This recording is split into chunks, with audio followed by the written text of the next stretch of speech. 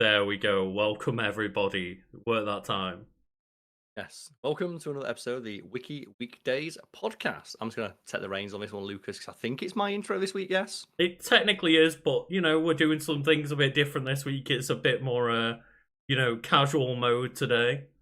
Yeah, it's a bit more loosey-goosey, as evidenced by the fact we both have that special ingredient for making a podcast fantastic. Alcohol!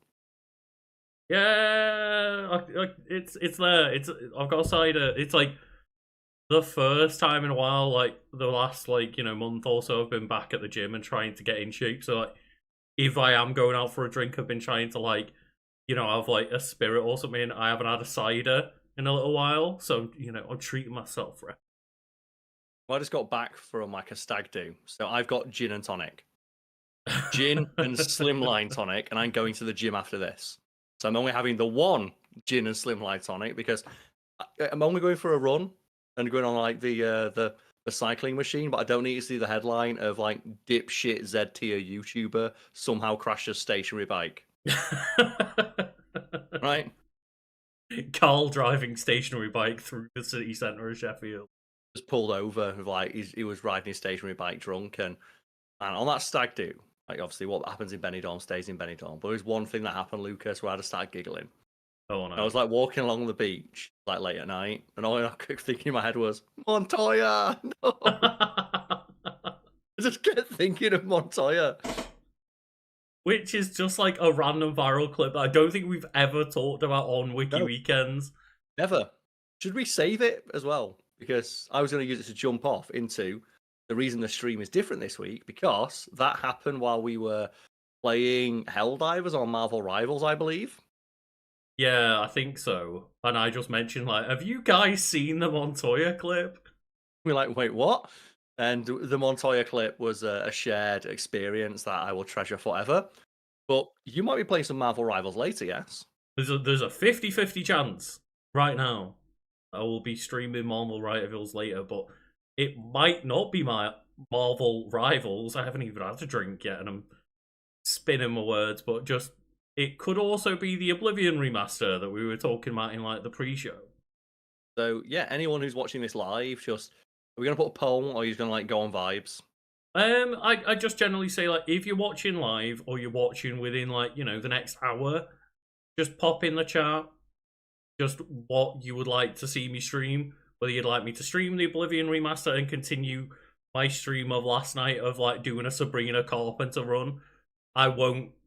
I'm not going to explain any further. Just the Sabrina Carpenter run, Yes. or Or playing Marvel Rivals and just doing some like quick play, getting chat in the team and stuff like that, and just having a chill night on Marvel Rivals. yes, and if Marvel Rivals ends up being played after I get back from the gym, I might join. Hmm. So yeah, But I just need to go because I've had 5 days right exercise. I'm just gonna go off general vibes, but yeah, if you're like watching this on a bit of a delay, as long as it's in like the first hour or so, just get your votes in the chat, and I'll try and just like see if one is clearly voted for more than the other. Yes, and I guess while we're waiting for that, we can mention like the other bits of housekeeping because this is episode 100, like exciting. And in the time since the very first like Wiki Weekends, and Wiki Weekdays podcast released almost 2 years ago, we've like added some gimmicks, some games, some fun times to our streams, Hmm? and they include Pet of the Week. So you can see below, you have Nandor and Van Helsing, two cats attacking each other. And I'm presuming as well this is a like what we do in the shadows reference, because like it's all about the vampires and like one of the main characters called Nandor. There's also like references to Van Helsing in there. So if it is just a little thing of like, hey, I've actually been watching that here and there, that might be something that we talk about at some point relatively soon. Like I don't know whether it's going to be that soon, whether Karl wants to like watch a couple of episodes, whether he doesn't, but I We might watched the talk about film. it at some point. Yeah, Oh, we watched the it's film very together. different from the film. Oh, okay. In which case, that'll be interesting then to hear. But yeah, if you would like to similarly submit a picture of your pet, the blurrier the better. You can follow the links found below to our Discord and submit your pet or vote on the pets submitted by others, to get them to be next week pet of the week. We have one other gimmick as well, don't we, Lucas? We do. We have which wiki won this week. Not for this week, obviously. For last week, we had it's dueling wiki format.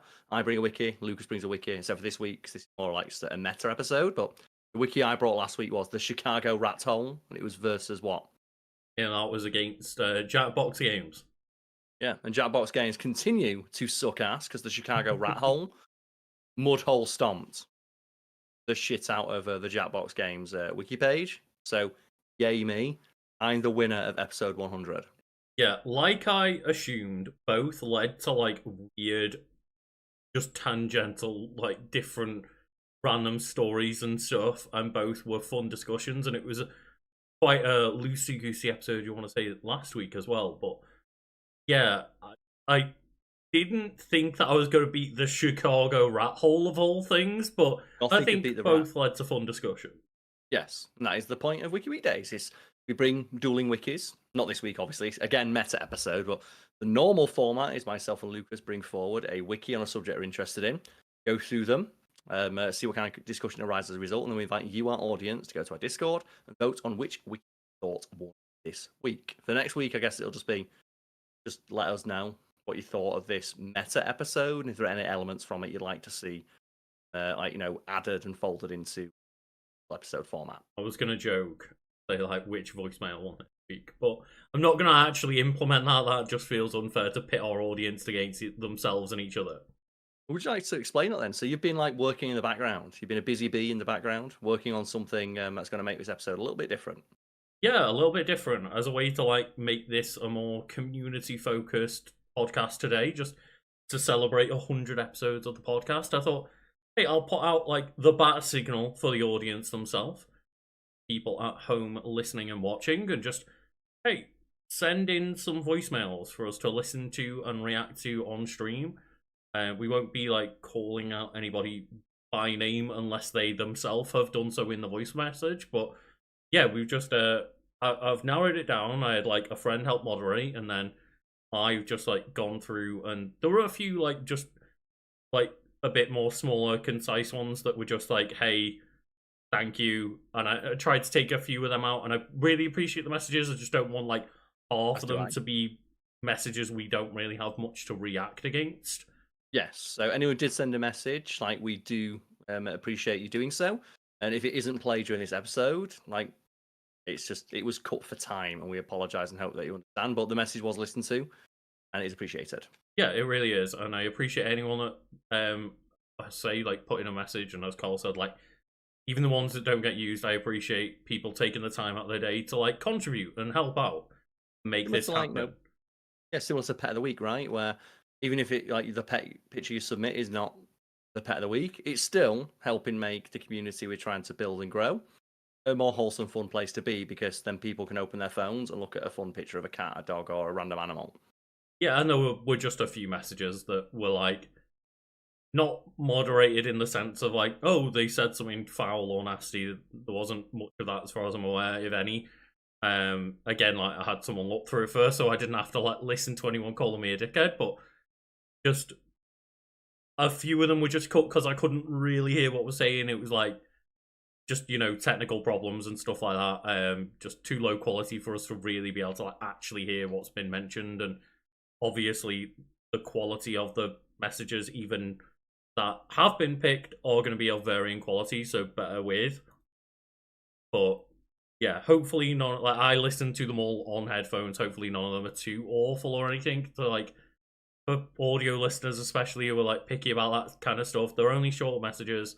Hopefully none of them are too bad or anything. But I do apologize that obviously not everyone's got like professional level microphones. Yes, and we don't even have professional level microphones. We've got like entry level microphones. We've got like consumer level podcast microphones. Prosumer. That's the term, prosumer. Yes. Prosumer level like podcast mics.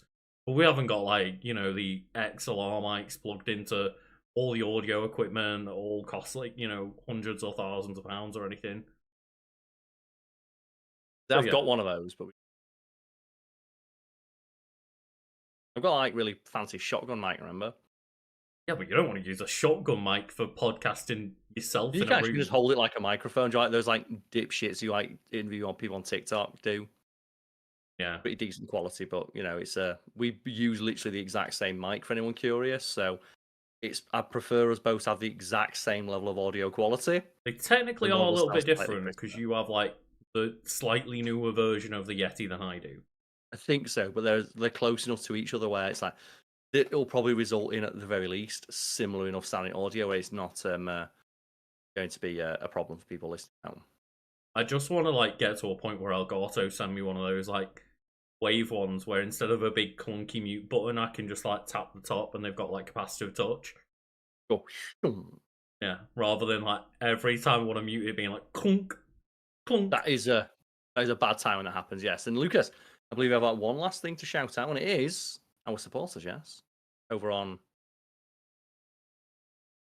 Oh yeah, of course we have to do the shout out segment. Of course, We can scroll up and find it. You don't need to repost it if you don't need to. I'm just Nice. gonna do that. I'm gonna scroll up and find it. Obviously, like we've mentioned most episodes. If you are in the shout out tier currently and you're not getting shouted out right now, you're not on the podcast producers listed above. It's just because we update them monthly, so everyone always has roughly the same amount of time to be, appreciated. Yes, we have to shout out a bunch of people here, the lovely folks that support us on our highest tier of Patreon. And the first person is Bee of Awesome with some bee emojis afterwards. Yeah, I love it. I love that they're just doing the bee emojis. And as mentioned, we are going to update the shout out tier, the shout out video that we put at the end of every Wiki Weekends video next month. So if you've got a week to try and come up with a funnier, harder to pronounce or sillier name than the ones we're about to read out, including Dan Dilly. Yeah, and then we move on to Fallopian Starship. And then the one that both myself and you love saying, Kicking Bucket Nose and Laments, the character limit for Patreon display name is only 128 character. Well, I mean, I'm glad that you just like threw yourself under the bus there because you didn't mention Judge Dredd. Oh God! The name was so long; it's eclipsing the name of other people. Right? It is indeed. Someone created a Patreon. It's like, can someone create a Patreon name so long it eclipses other Patreon supporters?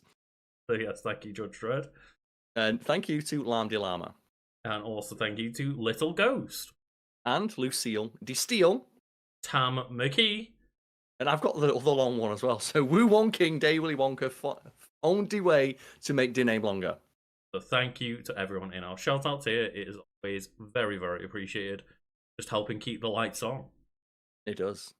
We should do that one episode. Like, just turn the lights off and be like, oh no. Just if some one person leaves the shout out here, blame them and be like, Karl can't afford his bills anymore. Yeah. Like, oh man, can you imagine if we had like no soul or conscience and we became the streamers that would do that? Right? Do those you have those right wing grifters who are constantly banging on about the fact I've got no money, and it's like you make like $10,000 a month. The fuck you on about? Yeah. I still remember having a conversation once with like a friend who years before anyone else managed to like buy a house, and they were sitting there talking to multiple people in the room that had no jobs, they were unemployed, and complaining about the fact they've got no money right now when they'd just been on holiday and they own their own house. I was like, maybe you should read the room a little bit. Just a little bit. Not even a lot, still. But it's all relative. But yeah, I would always hope that our fans, supporters know that always appreciate, every little helps, and I never would want anyone to feel bad for dropping their support on Patreon. It's it's plenty to just watch the videos, and we just appreciate any extra support people can do, including, liking, subscribing, sharing, all that kind of stuff. It supports us too, and it's for free. Yeah, it's all appreciated, and we strive to be as transparent as we're able to. If it ever gets to the point where we're absolutely rolling in the cash, we'll let people know. We will. Maybe we'll spend a month rolling in the cash first. A little bit. I'd love to do that. It'd be so fun. I would love to get to a point in life where you literally roll around in cash. I want to try it just once, right? Just the one time. That dude who worked at NASA as an intern, stole some moon rocks, and they came and got the moon rocks back. I went, well, what did you do with them? And it's I'm not proud of it. Actually, I know I'm totally super mega proud of it. I went to a dirty, shitty motel, threw them on the bed, and had sex with my girlfriend. Because that's the thing. Who else has done it? I mean, fair. I was thinking more just reminds me of the Parks and Rec episode where they go through like Andy's bucket list before he hits 30, I think.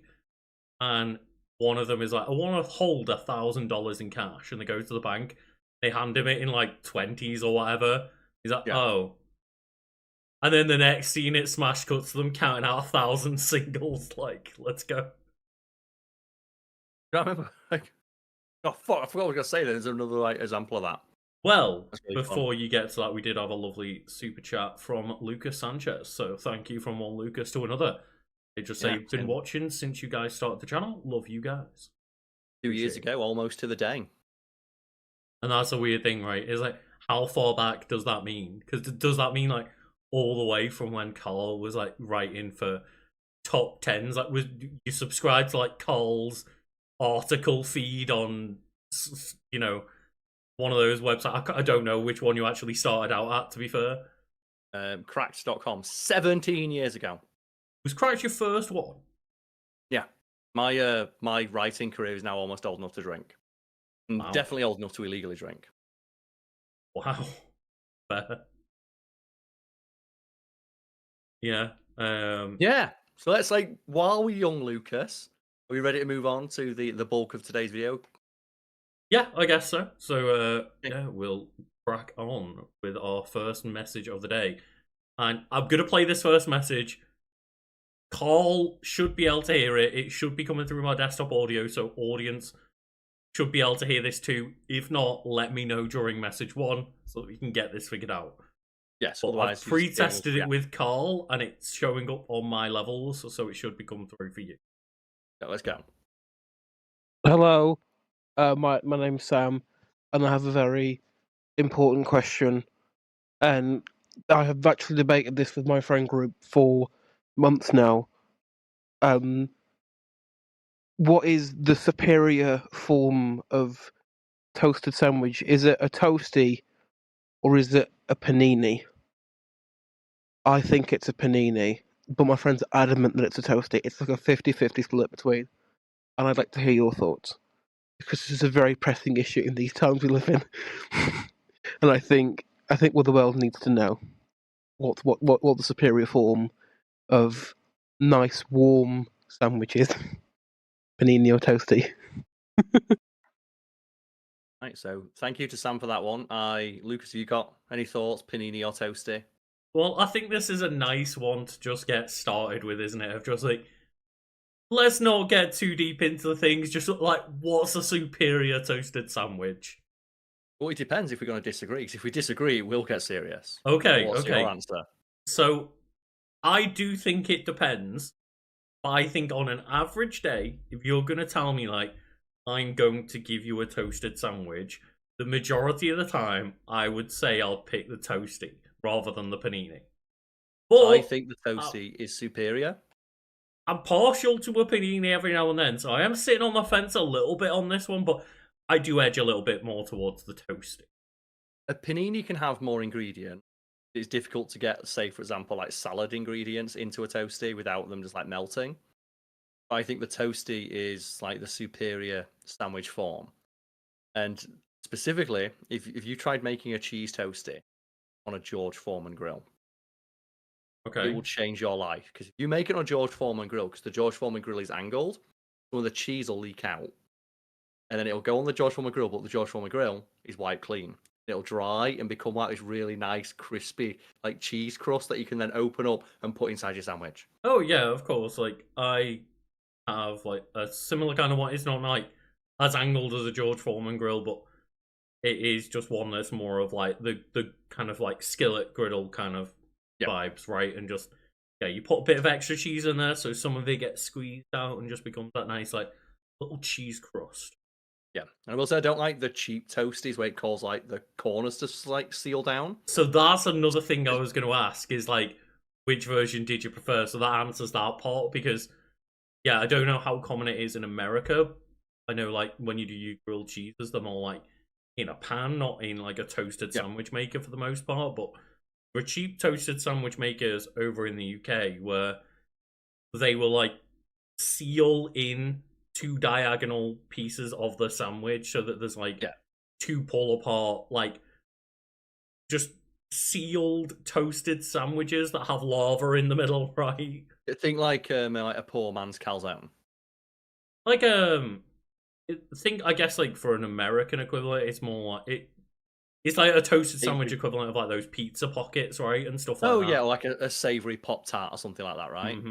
I don't like it's all those. just sealed in, and all the heat stays inside, and anything that's like cheesy or anything like that becomes just like this lava. Any sauce in there just it stays super heated on the inside forever. Yeah, I'm not a fan of that. I much prefer like the ones that are open. Mm-hmm. And like, yeah, I think the cheese toast is better. Like, 'cause it's just a cheese toasty, and I'll always use like Cheshire cheese. My favorite kind of cheese. It's got a tanginess to it, which pairs very well with pickle. So if anyone wants to know like my go-to comfort food, it is like a Branston pickle and Cheshire cheese toasty. Two of them. It'll be two of them in the morning when I've got a hangover. I mean, you say that. Is it not just beans on toast, Cut? No, because the beans on toast is more a ball ache to make. The cheese toasty as well. Keep in mind when you're making cheese toast, you can eat. I mean, that's true. You can eat the cheese. And that's the thing is like it's very easy to like default to a cheese toasted sandwich, right? Like Yeah. I say like similar to a grilled cheese or what's it called? Like there's like a croque madame or a croque monsieur when you go to France, and it's like here's a ham and cheese toasty.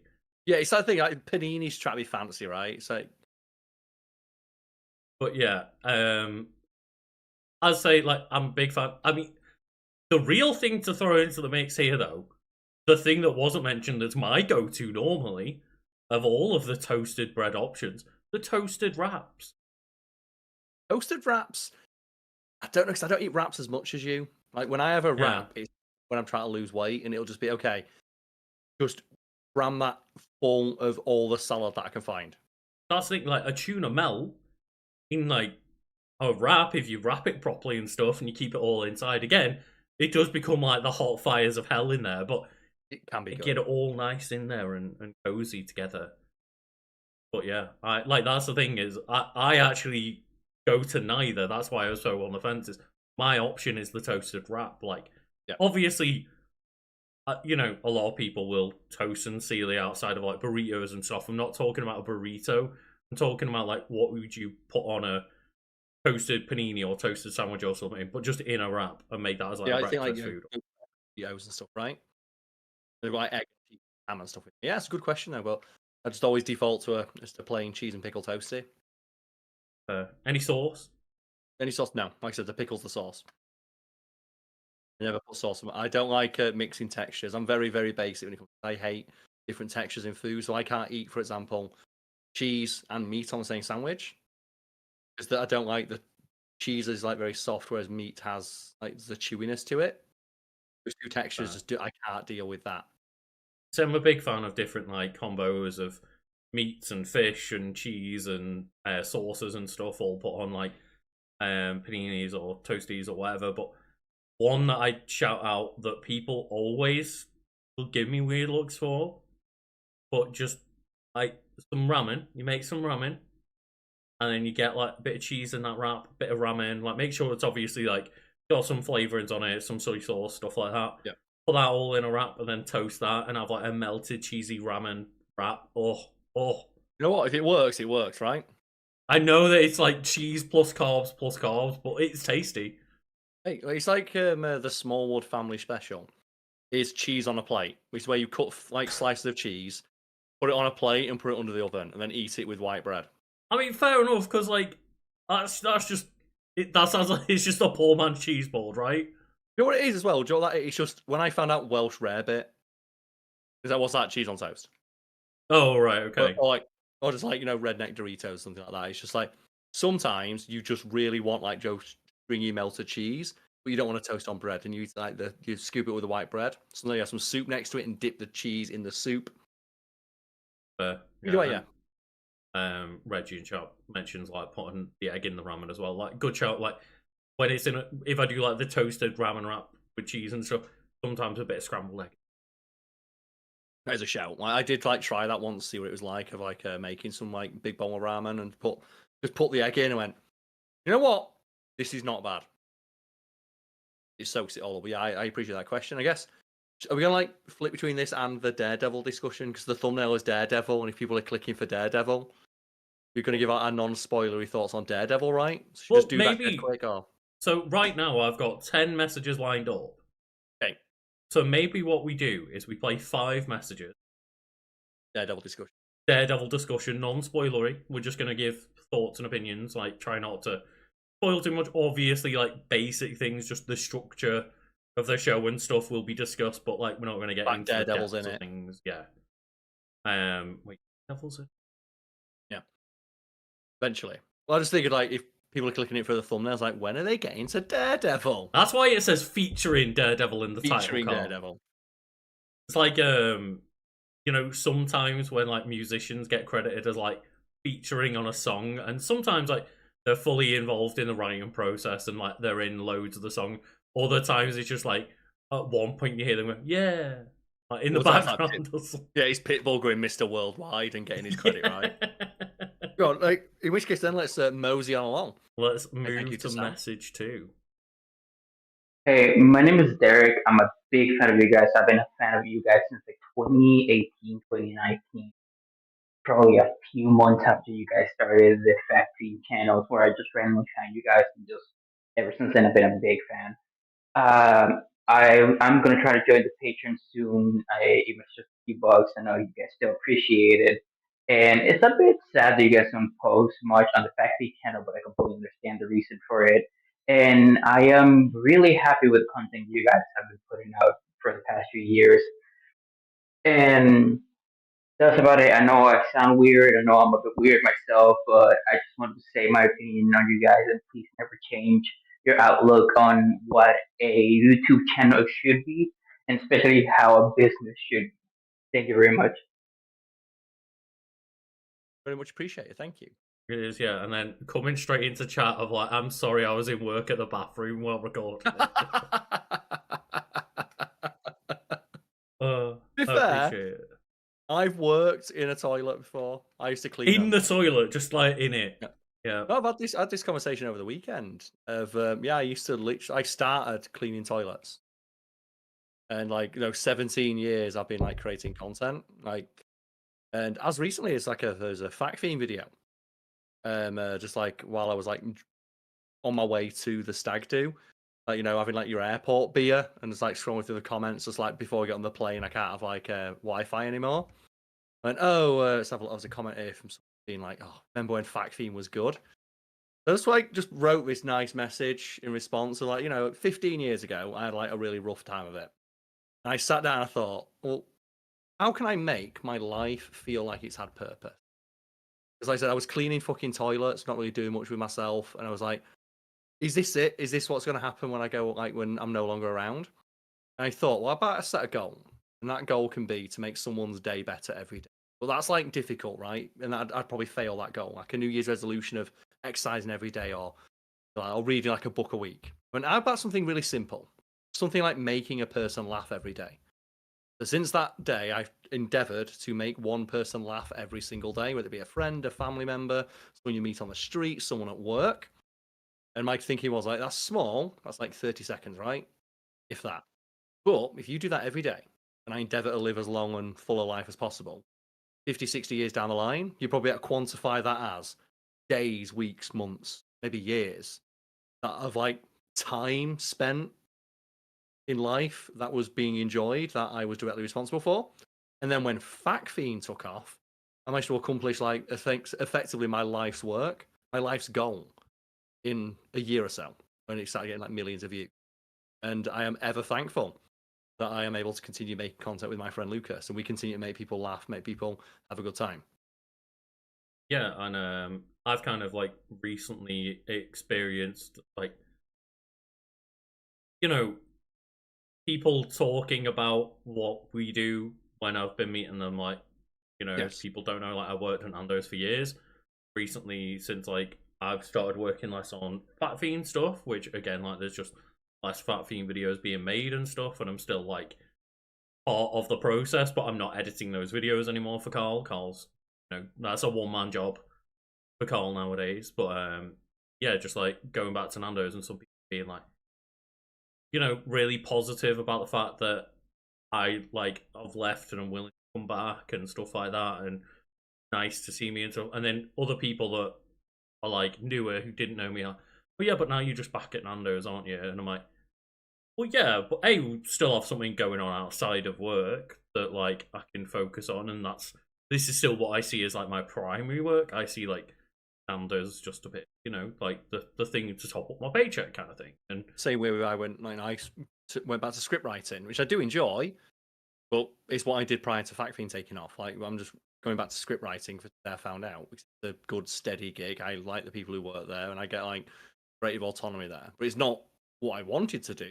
Exactly, but a bit of guaranteed income is nice, yeah. Right? In Also, this world, is like trying to rely on the YouTube algorithm and stuff like that. And why also having a Patreon is useful. Again, like a little bit more guaranteed than just hoping videos continue to be watched. But yeah, it's like one of those things of it just speaks a lot to the mentality some people have over others. Where just I would, even if I have to eat shit and come back and like only do a job at Nando's, I'd rather have like spent years out of my life trying to do something and like at least make the attempt, right? Rather than just you not. You did it, right? Yeah. You did it. You were successful. You entertained literally millions of people. Mm-hmm. Like that's that I can hold my head up high and know that I did that. And that, like I said, my life's goal of like making one person laugh every day. I'm good. If I live for another 400 years, I'm good. Yeah, and it is just like that thing of trying to do this and trying to appreciate work, like doing this work and stuff. You just gotta have like the glass half full mentality rather than the glass half empty mentality, right? Yeah, because otherwise, like that way madness lies. Let's say there's people out there who won't do anything. Like, they'd be too scared to take that attempt or take that risk. Yeah, and again, I wasn't. I just have to see the positive side of like, I'm glad I've taken that risk, and I'm glad I'm putting myself out there. And ultimately, if I have to go back to like, quote unquote, just a regular job, then so be it. But I'm happy that I've at least spent years of my life trying to make people laugh and entertain people, as you say. Yeah, that happened to me like on the stag do. A more like crass comparison. They're talking about like exes and stuff. And one of my mates asked like, "So do you regret like dating?" Like we told a story about an ex. Like, not really. No. Why? I went, she was fit. Because I always remember that. Like years down the line, so I'm always gonna remember like she was fit. And like I don't regret like the time I spent. It's like that's a crass. I was trying to like bring the mood back up because I was a bit too serious there. But it's like, yeah, like, do you regret? Like, no, not really, no, because I still have the success, right? Yeah. I still can look back and I don't think I never like betrayed my principles. I helped like get friends, jobs, and help them get into like a career and industry. At least get the foot in the door of it. Mm-hmm. Essentially, like, build the foundation for their own future. Oh yeah, yeah. Before we get too deep into the weeds, it's probably a good time to move on and listen to message 3. Yeah. Hey guys, I just wanted to let you know I've been following you guys as Fact Fiend for a while now, and seeing that you came up with this spin-off channel really had me excited because it meant that you guys were still creating and coming up with stuff that I love to see. Don't always agree with everything that you guys put up there, but no matter what, whether I agree or not, it's always interesting to hear, and I love hearing you guys' takes on things. I just wanted to let you guys both know I'm the guy on your server who recently told Lucas that he inspires me to collect and wear nail polish because I never really felt as though it was a look that I could pull off, and Lucas does so with grace and aplomb, and so I've started wearing it myself, and I've had mixed results, but I'm still a lot happier being truer to myself than I was before, so I have you guys to thank for that. And Karl, I'm a huge Monster Hunter fan as well. I promised myself one day I'll get myself a full sleeve of Monster Hunter tattoos. And I still, to this day, when I realize that I have accidentally headed out on another hunt without actually replenishing my equipment and items, I tell myself it's time to go Karl mode. I have to go out and forage for stuff in order to make sure that I'm capable of taking out the next one. So you make me laugh with that, man. I love hearing you guys talk, and riff off of each other, and it's always amazing hearing you guys. I just always amazing. And I think thank you for the message. That's a really nice message to hear, and I'm glad that like I'm out there and helping people like just feel like they can be themselves more. People may notice that currently no nail varnish. It's been a lot less common right now, but guess what? I'm not allowed to wear it when I'm working shifts. So it's one of those things of like I now see it as something of like, oh well, I've got a solid like good 4 or 5 plus days between shifts, or like I've got a week off or something, then I can like enjoy making my nails up nice and stuff. But it's a proper ball like to be like, well, I'm gonna wear nail varnish for one day and then have to take it all off and stuff. Yeah, but it's always appreciative. Like these are the messages that really goes into what we mentioned earlier of looking back and knowing that I did something positive. Like I believe I've created a net positive, like for the world. Like someone out there feeling more comfortable to be themselves is an incredibly humbling thing to be told. It's a message that myself and you have heard both individually and separately at events and the like. Someone in the chat did ask any plans for like a Sheffield-based event. Not particularly, no. Just we don't think the audience for Wiki Weekends is big enough yet to host an event. Like maybe something like this online and like afterwards with your stream. But yeah, I don't think it was like the time for an event. But at the events that we have held in the past, and people will express similar sentiments of just like either we get through a tough time, like just sound. It was nice to have like the sound of friends in the background while I was going through a dark time. I was alone, like COVID or something, or the fact that you are so unapologetically just spoken in regards to like supporting minority fans and their like right to feel safe in your community. It makes me feel more welcome and able to express myself in said community. It's very humbling, and I'll always be able to like hold my head high and be proud of the fact that again we never wavered on that. No, 100%. And like I, even to this day, am like pushing myself to be comfortable, like being whoever I want to be in public and stuff, and like that can be a difficult thing, and that's always just the thing that like is something to forever work on, right? It's not something that you kind of I don't think you ever reach that goal of always being able to be yourself everywhere at all times, but it's something that I try to push myself more and more each day with, and try to express myself more and just be more of an individual. Something I take pride in, but yeah, it's really nice to know that that also is seen by other people and lets other people feel like they can try that. It's really nice, and I say it's humbling to hear, and it's really nice to just get those kind of messages, feedback. Yeah, especially as well, can like just even the things, or like sometimes the minor things, which is why we do try very hard to police ourselves and be very mindful of everything we say and how it can be construed or interpreted. And like, did they leave the name during the video? I don't think or so. during the clip? Okay, so the previous message they mentioned like the Monster Hunter thing. Of that for me isn't something I call off the top of my head. It's probably something I did say, but I don't recall it. But evidently, that person is now influenced their life. Again, very humbling to know that this off-the-cuff remark I made in a video weeks, months, years ago is something that people still reference in their day-to-day life. And it's really that's impact, right? Literally worldwide in some cases. Yeah, of like a recent like back and forth between a fan where just they saw like the cat headphones as being like something very notable about kind of I guess like my online persona. To me I'm just like, oh cool, I've got some like little cat ears on my headphones, that's fun. And like to some people that's nothing, to some people that really stands out, and to me it's just like a thing I thought looked cute and didn't really think much past that. But yeah, it's always interesting to hear and find out the different things that people pick up on and think of. Also, so like the minor things that can impact people in a positive way.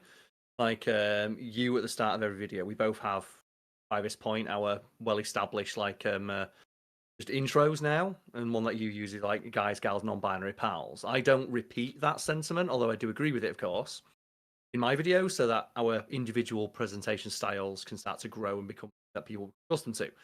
But I occasionally see comments of people like, just, yeah, I did not expect the literal first 10 seconds of video to make me feel seen and appreciated. Thank you. Yeah, And that takes what? No effort really on your part besides giving a shit. yeah, and it's only something I've started to try and like more actively do every single episode, like of the past month's worth of videos or something. But I just every time I would hear other people do that kind of intro and make sure that like, hey, instantly asserting that we give a shit about like everyone here, it kind of sets a standard and a statement straight away about what kind of like people we are and what kind of community we have. And I kept hearing other people on other YouTube videos do it and be like, mental no, I should do that. And it just took me a while to like remember to get that into my routine, but I'm glad that I have now done that. A very positive message. Also, like, yeah, get the task sick as fuck. What my sleeve is Super Metroid, baby. And you know what I want my next sleeve, well, my first sleeve to be is alluded to just with the fact that this lovely cape that I'm wearing right now has got all the evolutions on it, and I want like pretty cool. I want to get the Eevee sleevey, so to speak, and yeah, not in this style necessarily, but yeah, and another thing to note that's just I see as like a very positive thing is just someone's in the community enough to leave a voice message, but still said like, hey, I don't necessarily always agree with what you say and what you post, but like I'm here, I'm part of the community, and I'd like to think that that's more like, you know, subjective things like when we rag on like Digimon or something, not you know, opposing us on like wanting people to be welcomed in the community and stuff. They obviously didn't mention like the specifics of it, but I do like to think that speak in a way that hopefully endears people to us enough to at least like hold a conversation rather than just said something bad about a thing I like, fuck off. Yeah. It's nice to know there are some people that will disagree with like certain opinions that we have and still want to stick around. Sometimes it's very funny because we've had feedback before, right, of just like, fuck you for what you said about Donald Trump, but I still want to watch your content. It's like, we made it clear, in that kind of case, fuck off. We don't want you watching our content if you're like, up Trump's ass, but yeah, just... If it's like something that directly impacts like minority groups and speaks to like, you know, your truest, most base set of morals and not liking...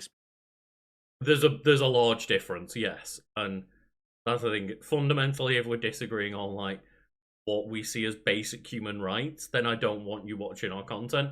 If it's just that you like certain things that we don't, absolutely cool. I'm more than happy to have people like that in our community, and you know, it's nice to know that we can bring people in and have a community where it's not just one stated opinion is correct, it's a discussion. We also we invite people to, like, you know, discuss our videos and our content in our Discord and like each and every video we do. A quote that I quite like. I'm not sure if I came up with it or it's just like one I've co-opted. Is like to there's no fire without friction. You can't agree on everything. Like in a friendship, in a relationship, you need to have something that you disagree on. So like you cross like the friction causes the fire, like the argument. So like even something silly like the panini toasty argument, right? Of like, oh, I prefer toasty. What? No, that's silly. And that could be like as between good friends. That could be an entire evening right there, can't it? It can be, yes, and I'm sure people can probably get that vibes of like Karl and I having random conversations that end up taking hours. Montoya. And just go down weird rabbit holes. But yeah, I mean, obviously, we're such close friends and have been for so many years because we do agree on so many things, but yes, I like to think there's silly things that we disagree upon. Even just look at like the way we dress and present ourselves. Like clearly there is a distinct difference between us in that regard, but neither of us judge or care about the way the other person chooses to live their life. Yeah. But we can move on to a bit of a shorter message for number 4 here. Okay. I'm listening. Hello, this is TannerBot2K, and I just wanted to thank you both for giving me the opportunity to vicariously experience the joy that you feel to so many properties out there. Hell yeah. Yeah, That's today, short and sweet. So thank you, Tanner. Myself and you, I believe we have not eclectic tastes, but because so much of our day is spent consuming content, I feel like just we think about it all the time, and I don't think anything I enjoy or listen to or promote is all that obscure, but something I've always strived to do is when I talk about something, it wants to be something that I have passion about. Whether it's I have passion because I like it, passion because I don't like it, passion because I want to improve it, or passion because just there's an element of it I think is interesting to discuss. I've always strived to put that forward in our content because my approach towards Fact Fiend and Wiki Weekends content has always been like I want to make videos that I'd watch, so I'd want to see someone who's enthusiastic about the thing they talk about. That's why I always insist on writing my own scripts for Fact Fiend and only discussing things that I personally have an interest in for Wiki Weekends. Because my hope would be that enthusiasm would bleed through into the content and people would enjoy, and clearly, as I said, vicariously enjoying the stuff that we do through us. Yeah, and that's why sometimes I like to poke the bear, whether it be you or the community as well, and pick certain topics that I know maybe I care slightly less about, but might get a rise out of other people, which is it's jokey. Part of a passion that I have, I guess. Yeah, it's that jokey friend way, isn't it? Of poking fun at someone's wearing yellow shoes. I don't know.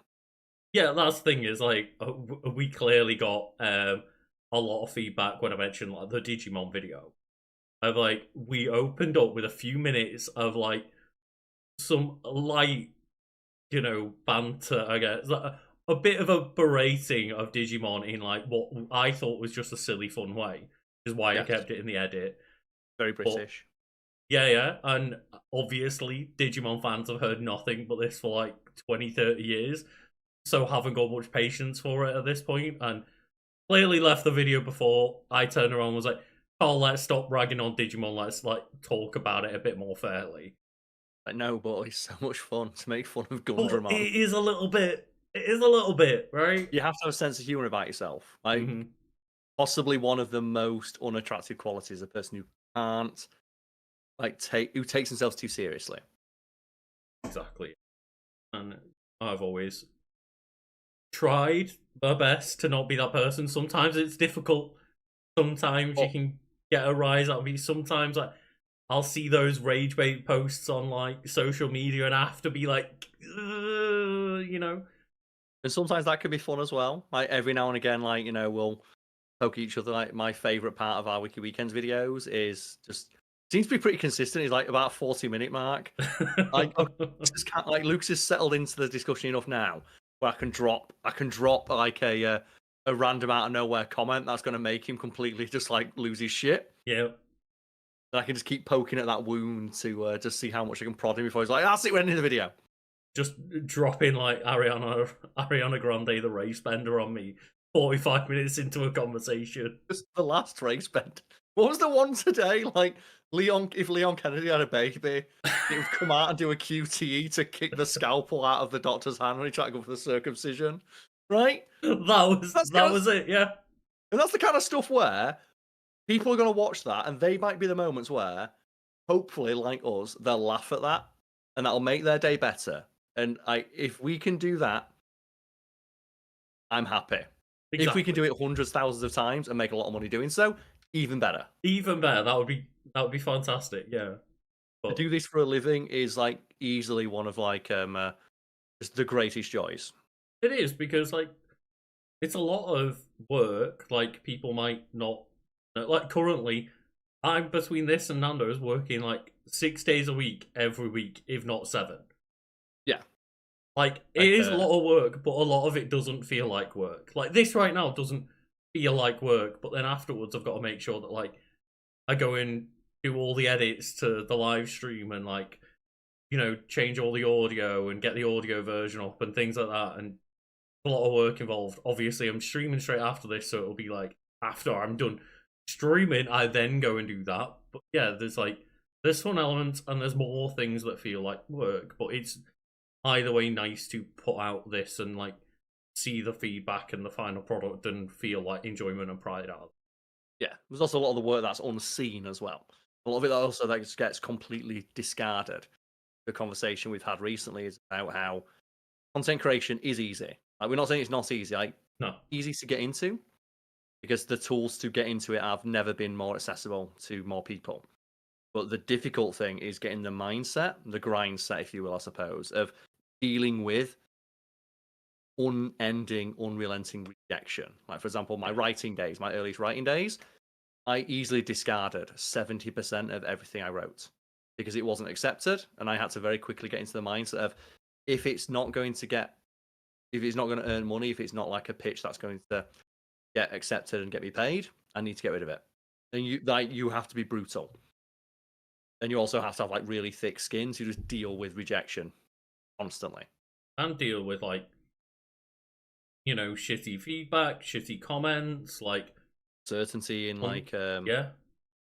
The kind of trying to find a balance of work time and life. free time and stuff and social life, Yeah. because ultimately this is a job that you can do you can put all of your time into if you let yourself. Yeah. Like that Mr. Beast mentality where he talks about, I have an hour to spend time with my girlfriend, and I spend that entire hour stressed out at the fact that I'm not working more. Yeah, like me and you could realistically wake up each morning, go straight onto Twitch and stream for 14 hours. And just, it's I say we'd never say like luck wasn't a factor, or that anything we do is not something that could be learned. But there are aspects that are like not really seen or talked about that much that do make it difficult in a very specific way. Yeah, and as you say earlier, just like ultimately my goal is to try and find a good balance, not let things get to my head too much, and try and just make videos that I would watch. And ultimately, currently with Wiki Weekends, I'm quite proud of the stuff we make because it's the type of content I watch on YouTube. Yeah, so just like two people like shooting the shit. Whether it's something that's for everyone, which nothing is, it doesn't really matter to me. What matters to me is that I think I'm making subjectively fun and entertaining content similar to the type of content I personally watch and enjoy. And hopefully, building a brand, a community around that. One would hope that comes along with it, yeah. And it often does, often doesn't. Or, like, not even often does. It most of the time doesn't. Yeah, it can be difficult. I think to many people I know who've tried to dip their toes into the world of content creation, whether it's writing, video making, like that sort of thing, putting like a couple of bits of content out there, getting zero feedback, and just becoming completely disillusioned and stopping. I can't tell you how many times, like earlier days of my YouTube content creation, that I released like episode 1 of a new series, it got 4 views, and then I stopped making that series to start a new thing because I didn't have the right mentality yet. Like first factoring video, like 12 views. Yeah. Kept making them. And even then, like, on Twitch, for example, like I am a small Twitch streamer. Like, I really get like single digit views on average, if not like low double digits.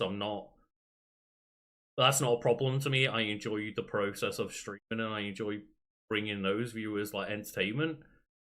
But like, for some people, that is like a massive achievement, and then a lot of other people will do that and go like, "Oh, you're not even like a partner yet." Like, it's all just a massive game of subjectivity, and like the perspective of someone with 0 views is that's massively successful, but another person will have like average of 100,000 views and be like, well, you're nothing to me.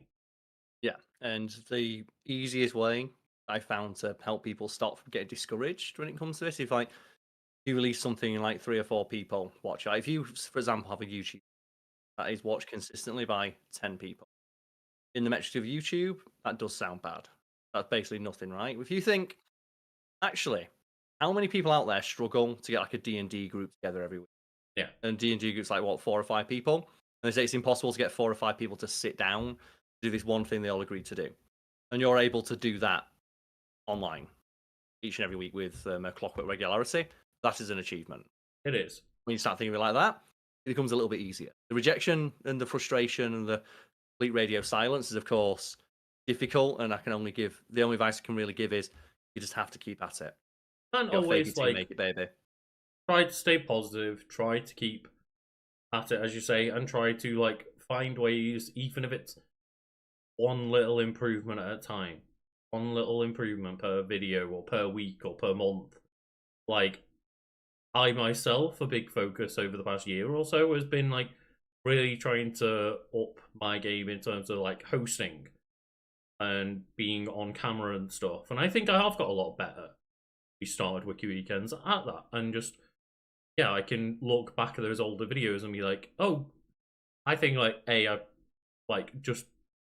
cleaned up my look a little bit for camera for the sake of like me just feeling a bit better about seeing me on camera when editing videos and stuff. But also like, I think I've gotten better at like the actual presentation and hosting and talking side of things on camera, whereas I wasn't used to that very much when we started Wiki Weekends because I was always behind camera. So just always little things to improve and try to find the positives. It can be tough. You can. Can't really give advice for that beyond, like I said, fake it till you make it. It's not for everyone, and it is easy in one sense, but it's difficult in another. And it just depends. It's easy to begin, difficult to master, right? But even master, it's just like there's some people out there who master, let stuff like roll. Yeah, it's like it's the phrase. There's a variation on that phrase that would apply, I feel. Yes, there is, but it's like I literally today spoke to siblings and was like, he's just saying, oh, I'm kind of thinking about like starting some content. I want to talk about Disney and stuff. I want to kind of like she has this passion and she wants to talk about it, right? Similar to us. And he was like, what would I need? I'm like, well, realistically, you've got a phone. Get started on your phone. Like, CapCut's available on your phone. It's a really good editing software nowadays, considering it's just available on your phone. Like, just start out like that. And then if it, like, picks up and you find yourself interested more, like, then start getting into the weeds of, like, thinking about actually getting equipment or anything you need like that. But ultimately, you've got a phone and internet. That's all you need to get started. And, like, 100% would encourage anyone to do it. But yeah, anyway, we got real into the weeds for a short message there. Yeah, speaking of like, speaking into your phone about something you're passionate about. Let's get on to message 5. Hello, I am Starry. I'm a novice game dev and a 3D modeler. I love to listen to your podcast whenever I animate or 3D model or even code as of recent. The question I wanted to ask to you, well, 2 questions, is what is your favorite superhero? Mine is Icon from the Dakotaverse.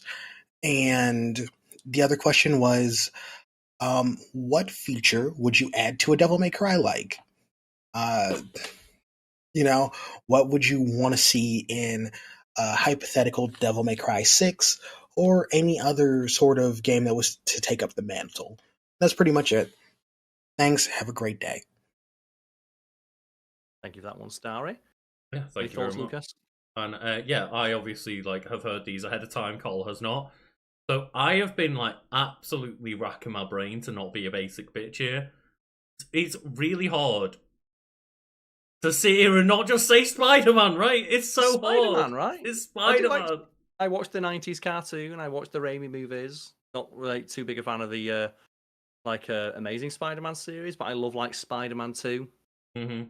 One of my early writing achievements is I got to interview the guy who designed the web-swinging Spider-Man 2. Oh, shit, yeah. Yeah, Jamie Frister, I think. Still remember his name. Maybe we need to reach out to them and see if we can get them as a podcast guest to talk about Spider-Man 2, the video game. Yeah, because I think it's just it said Spider-Man because I like Spider-Man. I like Spider-Man. The theme song's great. I really enjoy both the animated version and I like each actor that has been the live action Spider-Man over those different sets of the Raimi movies, the Andrew Garfield ones, Tom Holland ones, and seeing No Way Home where they all culminate together, and then we've also been treated to Into and Across the Spider-Verse as well, and yep. I just think it's because there's so much like good and fun renditions of Spider-Man. Plus, they have a lot of fucking spider suits.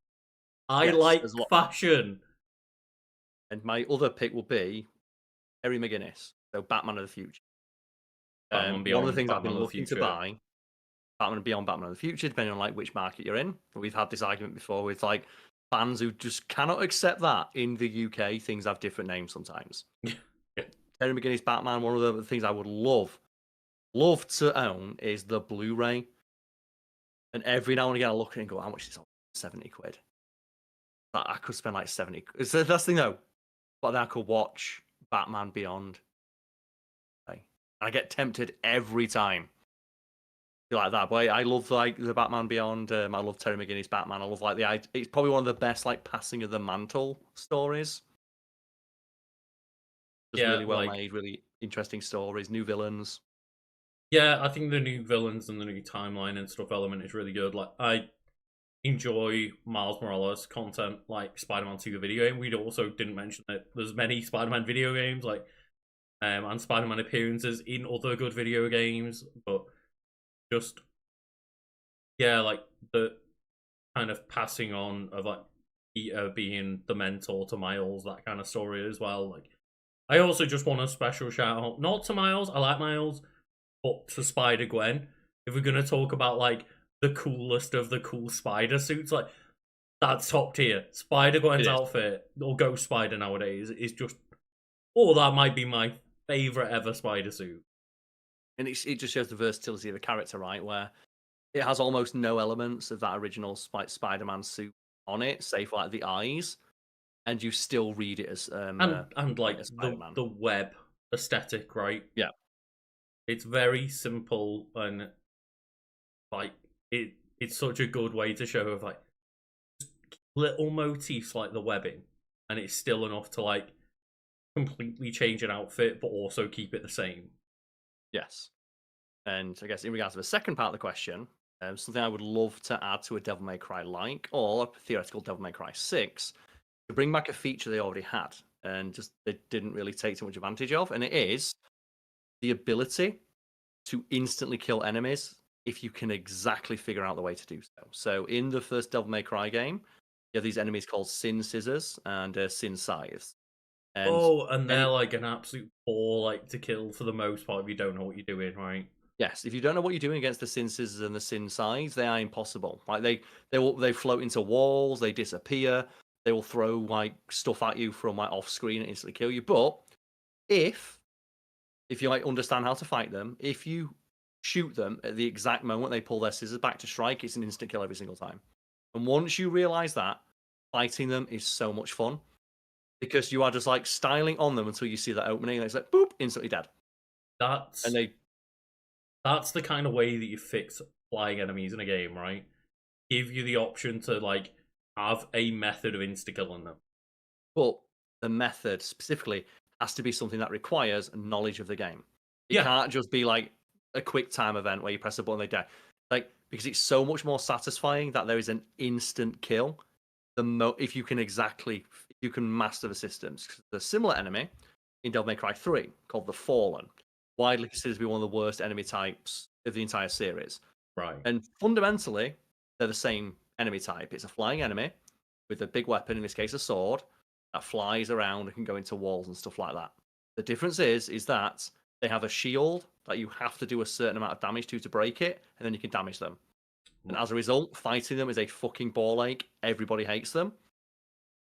Sin Scissors is like, similarly, they can take like all day to kill, but at the moment you figure out how their system works, like, bang. Kind of reminds me of the frustrations I have playing Halo on like the legendary or mythic difficulty, especially if you're playing solo, where you're like ping against an energy shield for 20 seconds before you knock it down, and then you have to reload and the shield's already regenerating, and you're like, just it can be frustrating, right?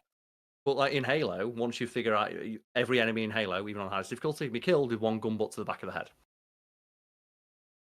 Every single enemy. Yeah, but it's hard to get into the firefight when you're on those difficulty levels, right? But the fact there is like an instant kill option there that you can be So even the most ridiculous odds, like you can literally make your enemy invincible and still kill them with a gun butt. Even an Apart invincible from- enemy has a weakness for a skilled player. Don't think that applies to hunters, right? Like they take more damage to the weak spots, but there is an instant kill in the first game, but the weak point thing means you can dispatch them in a few shots. The only enemy that doesn't, but they're special, you only encounter them. You very rarely encounter them. But that's the thing is, what makes them fun is when you do, you encounter two of them. Yes, and bringing back to like character action games, like similar things like that of just giving the player a reward for mastering the systems. And there's a couple of enemies in Devil May Cry that you can do that to. For example, the Alto Angelos, like the guys in Devil May Cry 4 with like the spears and the swords. Yeah. They have like wind-ups on their attacks that can be punished. Like Nero has a few unique grabs he can do that the game never tells you about. And you can like do, for example, like with Nero with the grabs, you can also give you active things to do during like the grabs or during little cutscenes, like when Nero, for example, grabs one of like the guys with the spears. If you press right trigger to rev the Red Queen, Nero will like rev the spear inside the enemy to make them fly faster and do more damage. Right, yeah. Which encourages just like constant attention from the player, and it rewards because it's also like there's just frames on it as well. It goes faster and does more damage. So just encouraging you to constantly be active, constantly moving, constantly aware, and reward mastery. God, that sword revving mechanic was never explained properly. It's fun as fuck when you figure it out, though. Similar to like the best boss in that game, like Credo, where you've got dodges like when he's throwing swords, you got to dodge them. It's like, you can just catch one. Game doesn't tell you, but you catch a sword, throw it back, and instantly knock him out. The final boss of the game, you can catch him out of his ultimate attack. In Devil May Cry 5 with Virgil, his ultimate one-hit kill attack, you can just grab him and fucking suplex him while he's doing it. Yeah, and for myself, one thing that I would like to see, specifically for Devil May Cry 6, is give Virgil the trophy. Oh, give it back. No. More weapons is always a good one, more taunts. I do have an actual answer for this. Yes. It's to take the system that I absolutely love in a not great game, which is Lightning Returns Final Fantasy 13. Okay, what's she doing that? So in Lightning Returns, the party, instead of being like multiple characters, is just Lightning.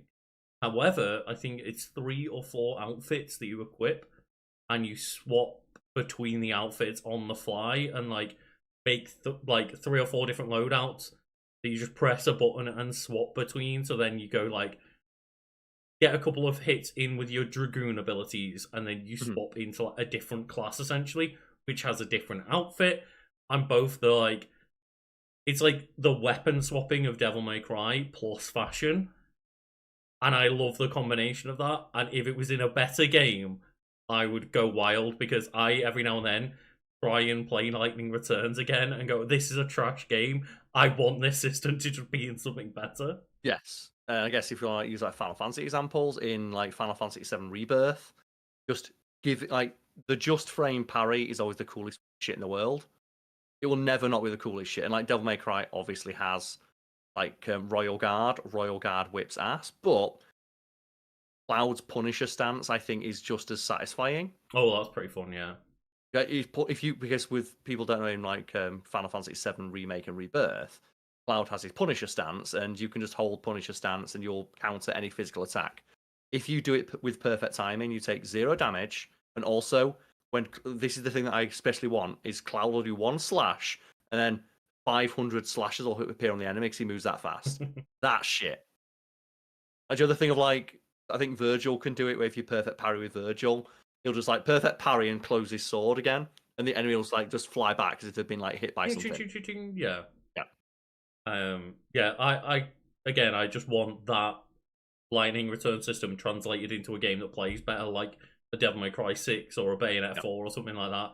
Just, dear God. Like Dante on the fly, right? Again, like similar to Bayonetta 3, where just you're swapping between a bunch of cool outfits and stuff, but make it not a trash story, please. Give me Bayonetta 3 that wasn't ruined by the story. To be fair, so like Bayonetta 3, like one thing I'd nick from that is the Like just the vocal performance, right? Where just Balzabul comes up and goes, "Oh, mistress, shall we cut straight to the chorus?" and just sings like the opera number. Like shit like that is fine if it doesn't overstay its welcome. I wouldn't mind like more like or Revengeance, right? Do you like Revengeance as quick time events? I'd love to see that in Devil May Cry.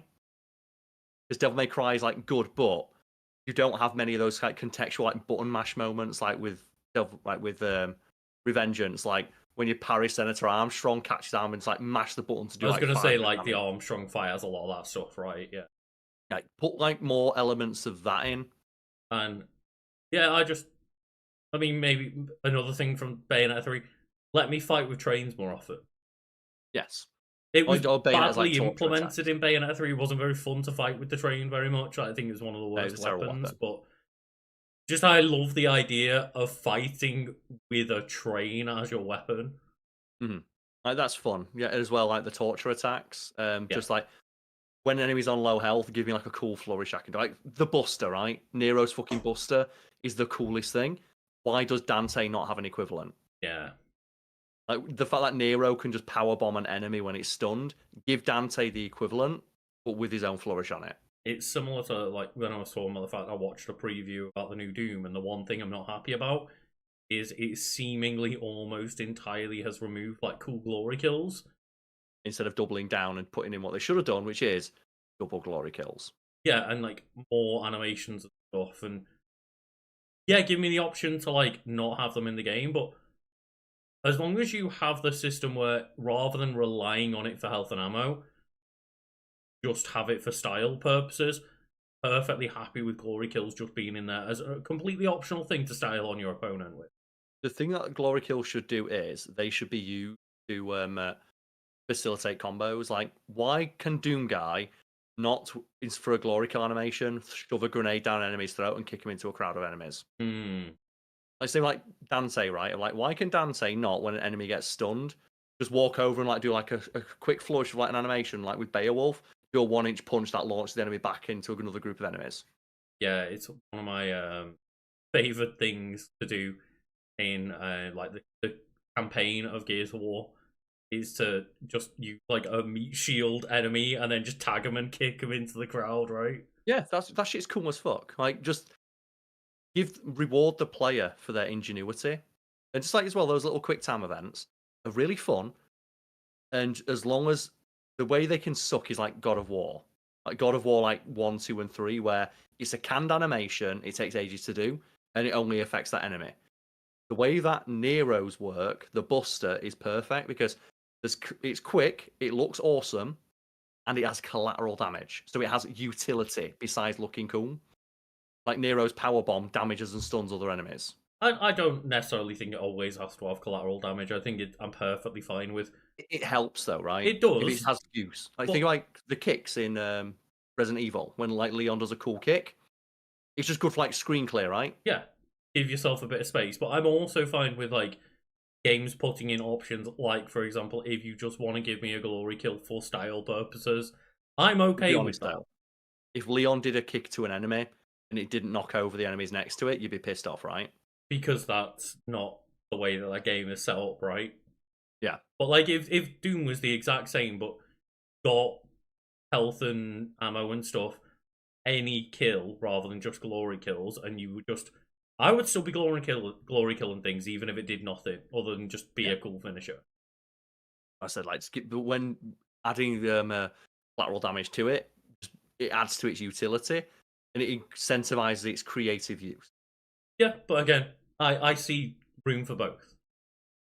Yeah, I suppose isn't that real impact? It is real impact, but I would like it if just like you got like the cool. I'm thinking of like Revengeances, like just sweeping camera angles and musical that as well. Musical moments, like syncing the hype with the music. Devil May Cry kind of does it with like the more your combo goes on, the better the song gets. But the fact that Devil May Cry has one battle song for every battle, and Revengeance has a unique theme song for every boss. Yeah, I like Devil Trigger, but hearing it that many times throughout the game is like, okay, you could serve up something else.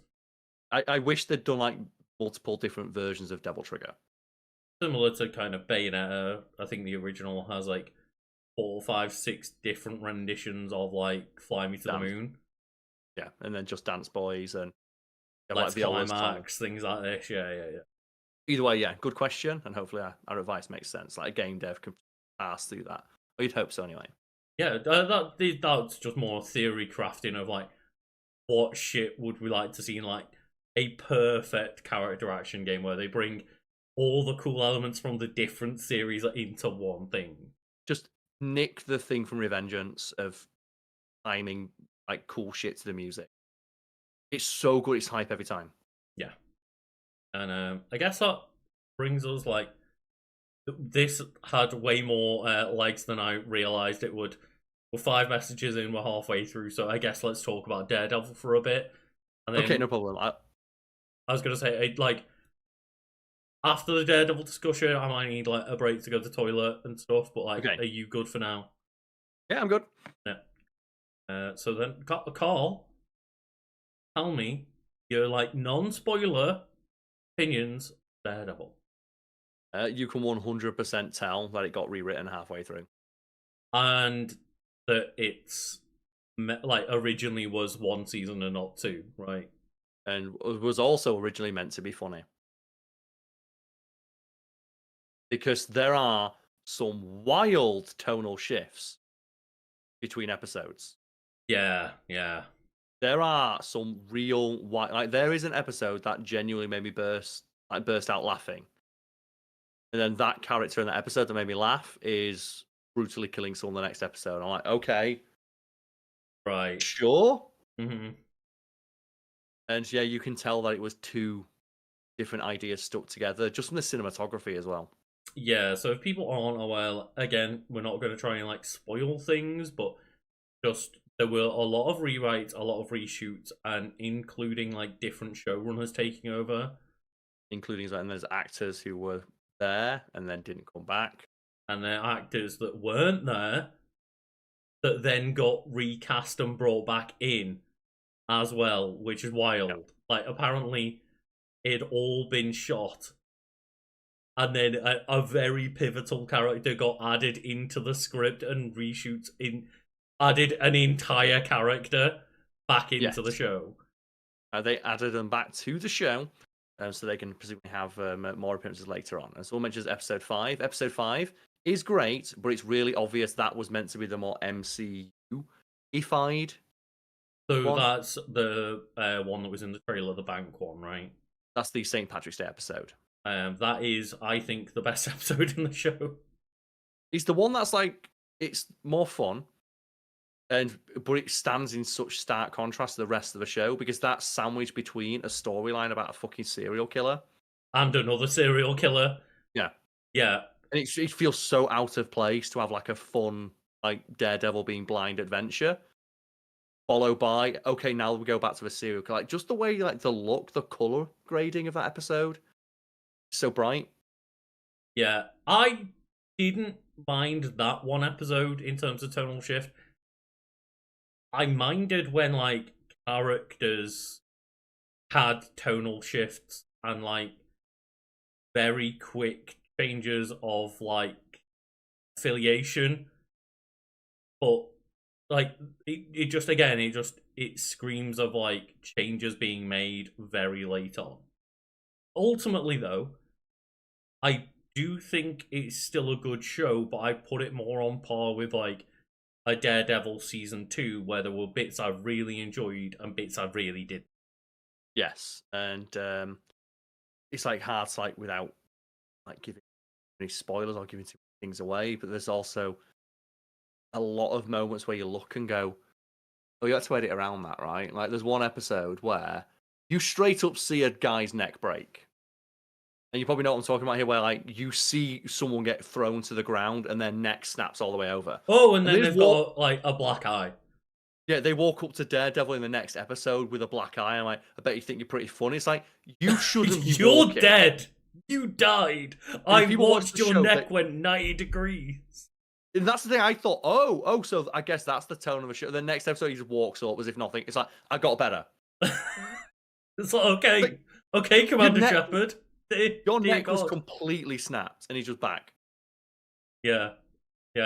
It was but that's one thing I will say is everyone had worries with like, oh, well, but now that Disney take over and it's not a Netflix show, like things like The Kingpin and Punisher are going to be like way less brutal, and it's going to be so like PG-13, like American, speak. I guess like 12 rating over here in the UK, but like, god damn, it was more brutal than even the Netflix show was. The problem is though, is that the brutality comes out of nowhere sometimes. Sometimes it does. By the end of the season, I kind of expect moments like flourishes of it. But the moment in the last episode, I mean, you probably know which moment I'm referring to, right? I think everyone that's watched it will know what the last episode brutal moment is. Yeah, I guess that's the point, right? Of like, I guess that happened. But compared that to where he's like just talking in a bank. Yeah. To like the guy with the worst Irish accent you've ever fucking heard. But the bank episode also features that trailer moment where someone's leg is just annihilated and like, be fair, don't be a criminal. Don't be a criminal when Daredevil's around. Like, the thing is though, the balls on that guy to do that when he knows the Punisher's about. Yeah. That's the thing is like Daredevil, you don't know that Daredevil's going to be there, but you know that the Punisher could be anywhere. Yeah, it's like a good show. Like, hopefully the second season is a bit more cohesive in its tone and its message as well. Yeah, without like spoiling anything, it's just one of those things of go into this knowing that like a finale is not a finale. It's like a mid-season break. Yeah, it's going to lead into the next Marvel show that's been announced. It's going to be a mini series that's going to link into Daredevil season. You can feel that a lot, which is the biggest disappointment coming out of it. But then trying to like, it's been a week since I watched it, so having a bit more time to reflect on my opinions. It's like, okay, the kind of moment of, oh, that's where the last episode ends. Okay, it threw me off a bit, but then going back, I'm like, actually, no, there were a lot of things I really enjoyed in this season, and especially more lawyering than I thought, which I'm very glad. Apparently, looking at some people's opinions, people were watching week to week going like, man, there's a lot of courtroom shit, what the fuck's going on? I really enjoyed that stuff as I enjoyed the someone who courtroom waited stuff to binge. Me and you constantly talk about the frustration of like She-Hulk not having enough courtroom shit in it, and I will sit here and say I was right in that opinion because I really loved the courtroom parts of this. Like, whether they're accurate or not, I've said it. I've already written the best She-Hulk joke that's never going to be in one of the shows, and it is you have Jennifer Walters in court as She-Hulk, just wide shot. She's giving an argument.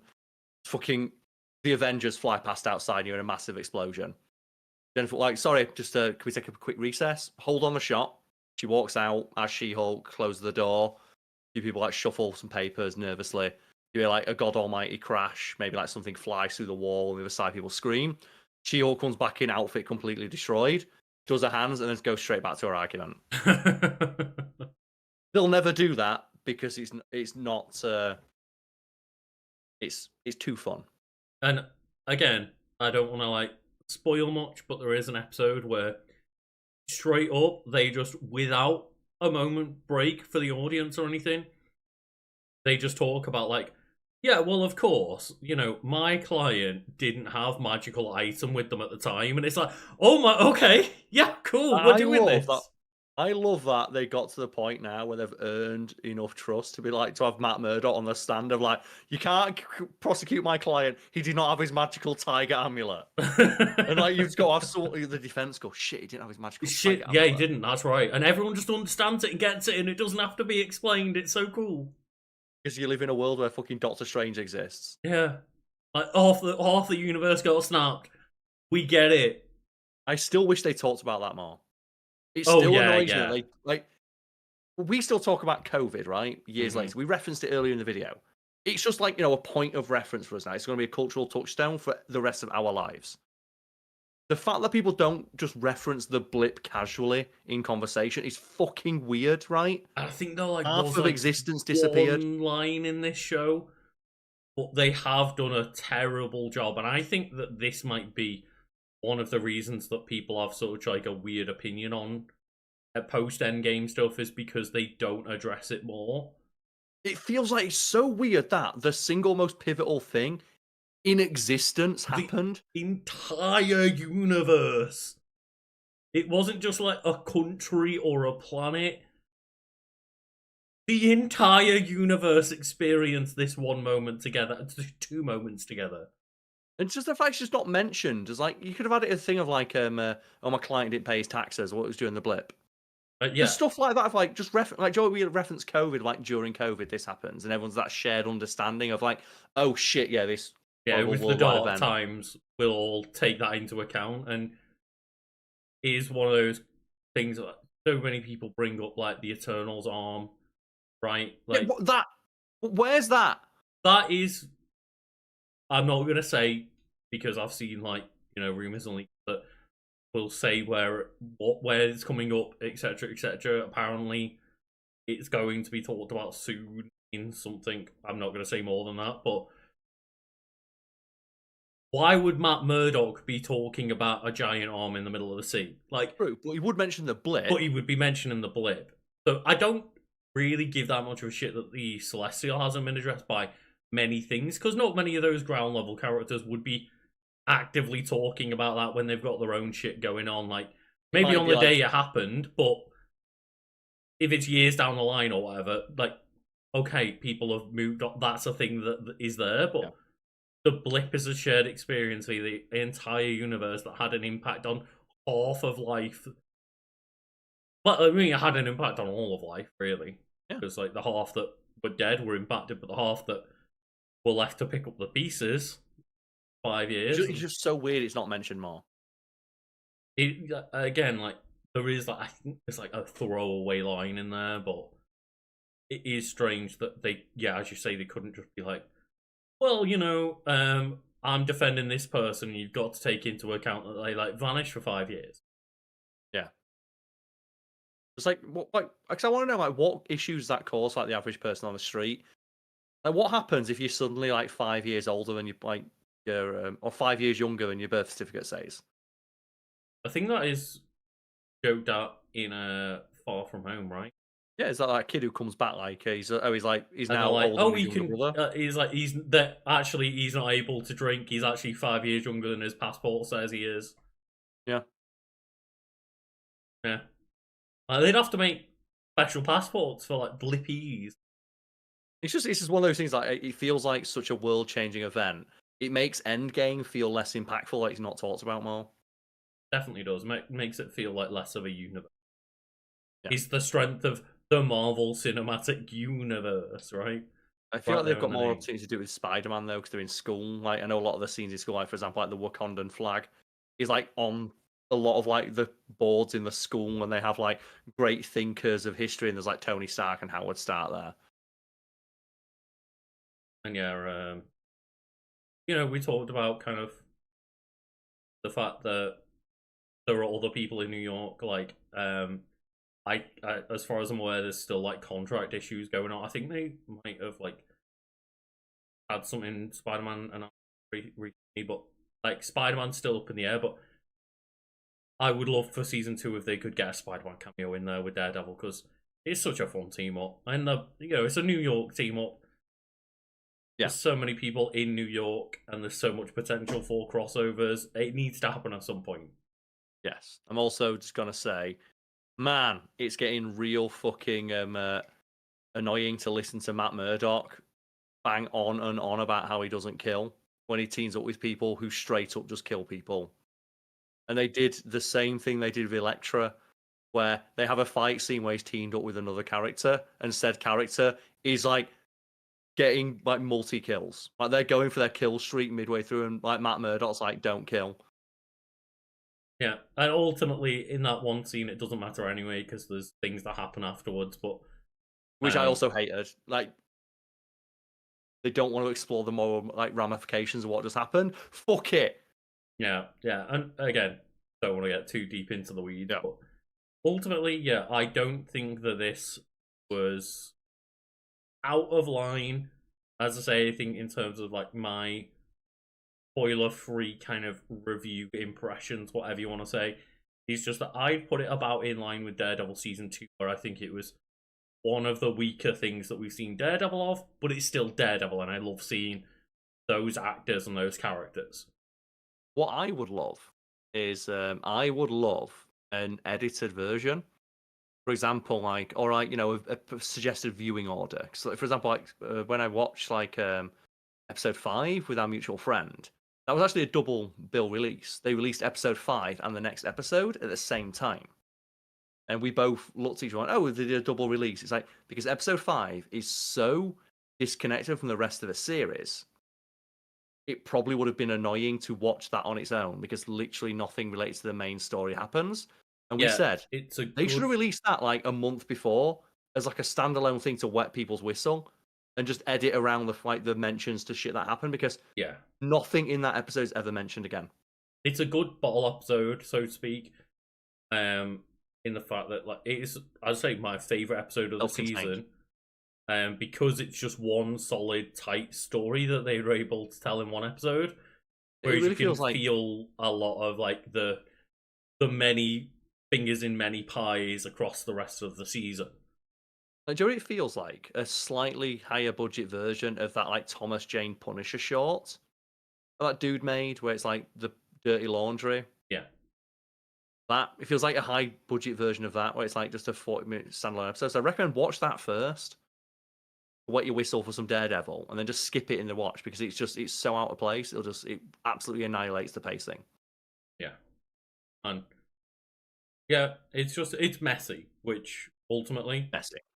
Daredevil Season 2 was, and there are great bits. I love the fact that we've gone into a world where it actually happened. We actually got the Netflix Daredevil cast in the MCU, and it happened, and we can't really understate how cool that is. Because when that Netflix show ended, it was like, well, I guess that's it. I guess the actors that we love in those roles are done. Yes. One last thing about casting is I know where they cast him. Michael Gandolfini, the great late James Gandolfini's son. I'm sorry, you can't fucking act. I actually really warmed up to him by the end of the show. But he also can't act like his dad. No. They clearly want him to, and it's like, there's a moment where like he's got his tie off and he's sat down with his gold chain. It's like, I'm sorry, you're not your dad. No, he's not. But I thought it was weird. Like, I didn't know that was Gandolfini's son until I listened to like a podcast talking about the show. But I was like, first couple episodes, I was like, this guy, it's like he stands out in how weird he seems around the rest of the cast. Yeah, like because he can't act. Because he wasn't as good. But I think by the end of the season, I think he earned his place in that cast. Still one of the weaker actors in that, but he's acting alongside some really good actors. And anyone next to Vincent D'Onofrio is going to like look bad in comparison, right? But it's just you can clearly tell, and I'd hope it's like you can tell he's a nepo baby. Put it that way, right? Yeah, I'd also like to think that he had some input on the fact they were basically like, okay, so act like Tony Soprano. It's like, you want me to act like my dad? Mm-hmm. That's a bit weird, unless he was like doing it to channel his dad because he like. It feels better. I'd feel better knowing that he was okay doing it. Yeah, I prefer the character and the actor when they're more trying to like lead into trying to basically be the Kingpin, right, and try to like lean into that. Be little baby Kingpin. Baby Kingpin. I really started to warm up to them in that moment. Like they wear the inverse of the white suit. They're like really trying to be like the sleazy crime boss, and it just doesn't work. And I'm really, really looking forward to the next season where they're gonna get their shit rocked, right? Because they're such a detestable character. I don't know. Maybe, hopefully, but like at the same time, again, I enjoyed their presence by the end of the show. So like, I did do a 180 on that character where just the start was like, oh man, this kid can't act, and then by the end of it, it's like, actually, I like this. I like this guy as a character to not like. I like that the character exists because just having like the sniveling toady who rise above their station is good because it means there's going to be like there's hopefully going to be some like satisfying payoff to that. But goddamn, it's like I said, every scene with Vincent D'Onofrio is like, man, you're just acting circles around this kid. But again, he's acting circles around nearly everyone in that cast, including his wife, man. Yeah. I definitely Vincent don't D'Onofrio think. made me laugh just with his fucking facial expressions, man. But you know what I'm talking about, right? When he goes to like the event and he walks in and you just see his face just like drop, and it's like so fucking funny. Yeah, it's great. That's talent. Great. And one last final note is like, yes, there is a gun shot in episode 9, and that person takes so long to take the shot, and it was frustratingly long, and they also took one shot, and that's all I'll say. But anyway, okay. Yeah. Can we spoil that character's in it because they are in like, the poster? No. Okay. No, I don't think we can. I don't think they were in trailers or anything, so I'm not going to say anything. But that's our doing our best to not get into the weeds and spoil any Daredevil. Sorry if you thought like trying to be vague was not vague enough. Do apologize, but our intentions were not to give anything too solid away about the plot and the characters and stuff. Our intentions were pure. Yeah, and I know that been clean as there's a wide spectrum of like understanding between what classifies as a spoiler and not.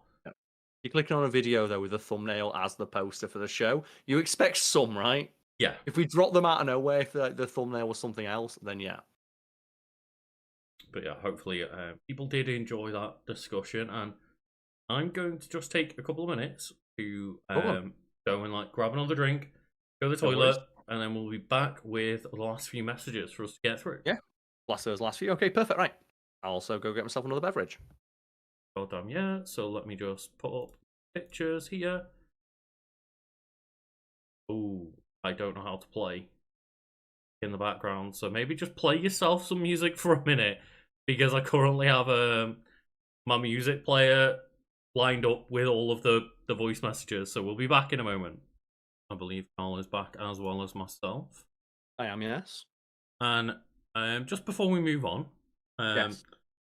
I don't know if there's any housekeeping that you want to do, but what I was just going to do is quickly start a poll, because we didn't get much feedback earlier of just which game should I be streaming after this. So which game my vitamins should Lucas stream? Perfect. We can just like crack on with the rest of the votes. So I'll either be playing Marvel Rivals, or I'll be playing Oblivion, the remaster that just came out, continuing my Sabrina Carpenter run.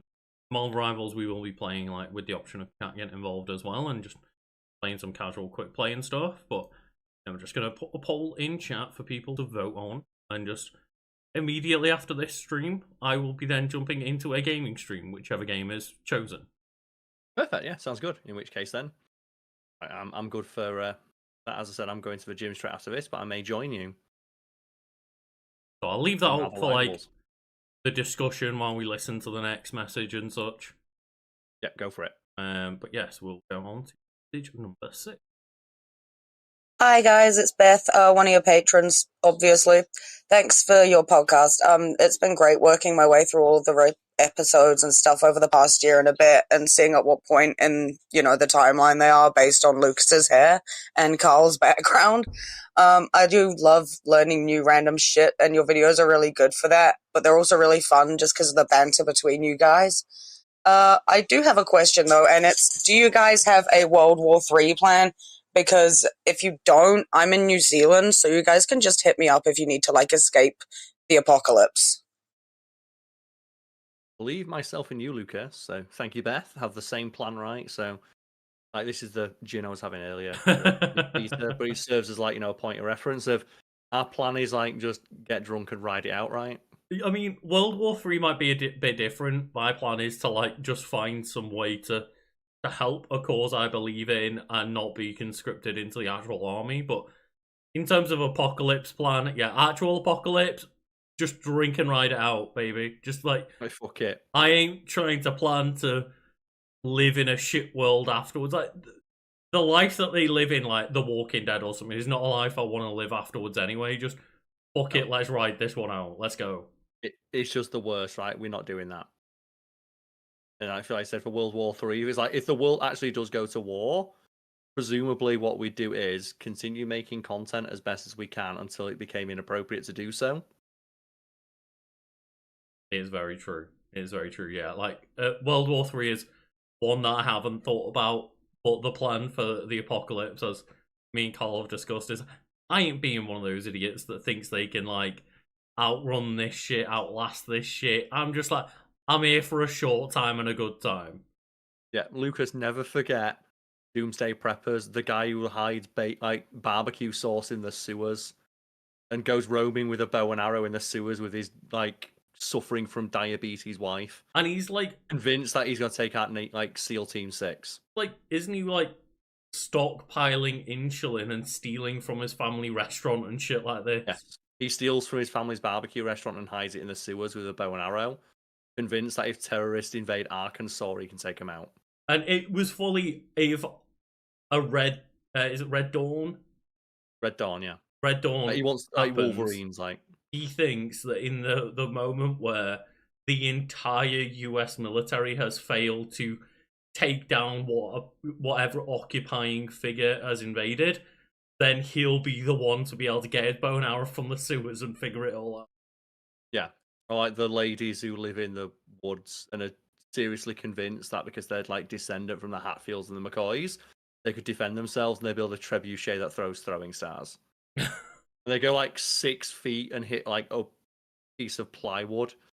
And it's like, I'm not that like self-deluded to think that if a trained soldier kicked his way into my house, I would have any chance beyond like how quick I chose to get shot. Exactly. Yeah. That's it. Me versus gun. I favour the gun.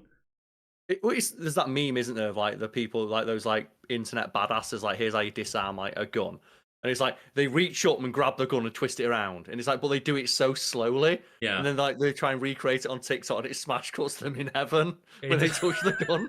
It's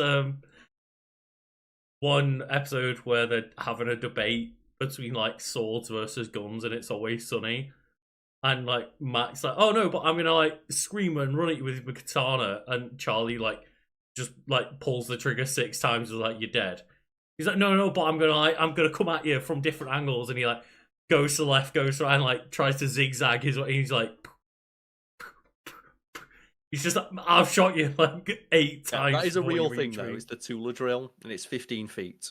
So 15 feet, a trained gunman or a trained soldier or like law enforcement officer with their gun in their holster. Yeah. If you just bum rush them with a knife, you win at in distances below 15 feet. And that's the important thing to note is like holstered weapons, not they're just holding it in their hand ready to shoot you. But we also have a super chat here from Dragon in the West. Happy 100th episode. Thank you for the hours of entertainment. Remember, it's not whether you win or lose. It's not whether you win, lose, or Duro Monster Cardo. Oh, you did put enough like fucking. You do it then. Ice on that. Duro Monster Cardo. There you go. Monster Cardo. You gotta put your ass into that one. I know. I was like thinking in my head, do I just like send the line over to Karl and not even say it? But yeah, Karl's got the energy for it. Duro Monster Cardo. If you know, you know. So thank you very much, the Dragon in the West. But yes, just before we move on, Karl, something I forgot to pop into like our discussion with the housekeeper is literally mid-episode. My phone has like said, "Hey, you've got another voice message." Okay, so we're not going to listen to it today because that again, I want to make sure that things are moderated and appropriate. I'm not just like going loosey-goosey with voice messages. Anyone could say anything. However, we do have a goal on Patreon, yes, Karl? That is to do extra monthly podcasts. Yes, and that would be presumably more casual. It would not be framed around a specific discussion. It would be more like a, hey, Karl and Lucas shoot the shit for a little bit and give the audience a chance to, like peek behind the scenes, ask us questions, offer feedback, that sort of thing. Yeah, way more in the vein of this kind of episode where it's more about just like talking to each other, catching up. Maybe there'll be a bit more of like, what have you done this month kind of catch up discussion as well. But maybe if, people are wanting to, then obviously it's not our next goal on our Patreon, but it is the goal after that to do those extra monthly podcasts. Yes. The one before is to do recordings in person monthly, and presumably those monthly podcasts, if we hit them, we might do them in person as well. Be much easier to do, yes. But yeah, it might be one of those things of like, hey, I keep that link just open and voice messages can be dropped in, and then when we do hit that goal, we can just start pulling from those voice messages and use that as a way to like interact with the community more and have a more like, community focused, Karl and Lucas focused, just catch up conversational podcast. Yeah, what you mean? It exists, right? There's no point to like delete something when it's no point to take people's option away. So like, while we won't be using it today, maybe we can just like keep a stockpile of voice messages going forward that we can pull a few into each of those monthly conversations. Yes, sounds good. So yeah, hopefully people have got a better idea of like what kind of thing we're looking for when it comes to these voice messages now, and wanting to still contribute. So yeah, I'll put the link below in the comments and stuff, and it'll be in the description as well. And if people want to continue to leave us voice messages, then we can continue to utilize them in albeit a slightly different format. Yes, and we'll have to obviously figure out that format as and when we go on Patreon. But we're ready to move on to the next bit of feedback / the next community. message. Hello there, Lucas and Karl, from Finland, and I'm recording this because you said that you could do some requests on what type of like wiki you could look up. And sorry if for my accent, it's Finnish, so it's a bit rough. But I had two wiki that I would love to recommend. The first one is that you could do an wiki on JoJo's Bizarre Adventures, or like the stands from JoJo's Bizarre Adventure. I don't know if anyone of you two have watched it. And the second one that I think is rather interesting could be an wiki on the on Marvel's Infinite Warp. It's basically Infinite War, but instead of dusting away half of the universe, you basically combine half of the universe. It's an interesting concept, and I don't know if you would like it, or if the wiki is good enough for an episode, but that's just an idea. And otherwise, I hope you two have a lovely 100th episode, if this is on the episode. And greetings from... And that's where the message reached the time limit. So presumably they were just saying, hello from Finland. It's okay, I've got a good friend from Finland. They'll be visiting soon, so... And absolutely no problems with, like, your accent or pronunciation there. Like, I totally understood what you were saying. Don't worry about it. You speak better English than we speak Finnish. Exactly, and you speak better English than half the people in England do, so... Yeah. It's it's a thing I encounter a lot working in, like, such a... Because, like, the restaurant I work in is, like, right in the middle of the city centre, and Liverpool's a very popular city for tourism, and, like, people coming in to watch the Liverpool football games from, like, all different countries, so it's just, like, I encounter a lot of foreign people all of the time, and nearly everyone from Europe that's like, I don't speak very good English, speaks better English than half the people in England do. Especially you're like city centre Liverpool, so you must get some strong Liverpudlian accents coming in. Yeah, yeah, very much so. But it's not the Scouts people I obviously have troubles interpreting because I've, lived With that. most of my life in Merseyside. I get it. Yeah. I would always say like, thank you for understanding that it's maybe not like your first language or whatever, but perfectly understandable. Thank you for the message. I'm not familiar with the first suggestion they made of like the Germs adventure, but I left this one in. Could that have been maybe JoJo's Adventure? Maybe, They mentioned yes. Stans from JoJo's Adventure. Oh, maybe that is a word I didn't understand there because I'm not very familiar with JoJo's. You are though, right? I'm more familiar with it by reputation, and I've dipped my toes into the world. I'm aware of the idea of stands as well. It's such a dense series that I'd never feel comfortable tackling it until I'd like really sunk my teeth into like doing a full watch. Because I've like read a couple of the manga, I've watched a few episodes of each season. I've watched obviously the out of context clips of like the muda muda muda muda muda.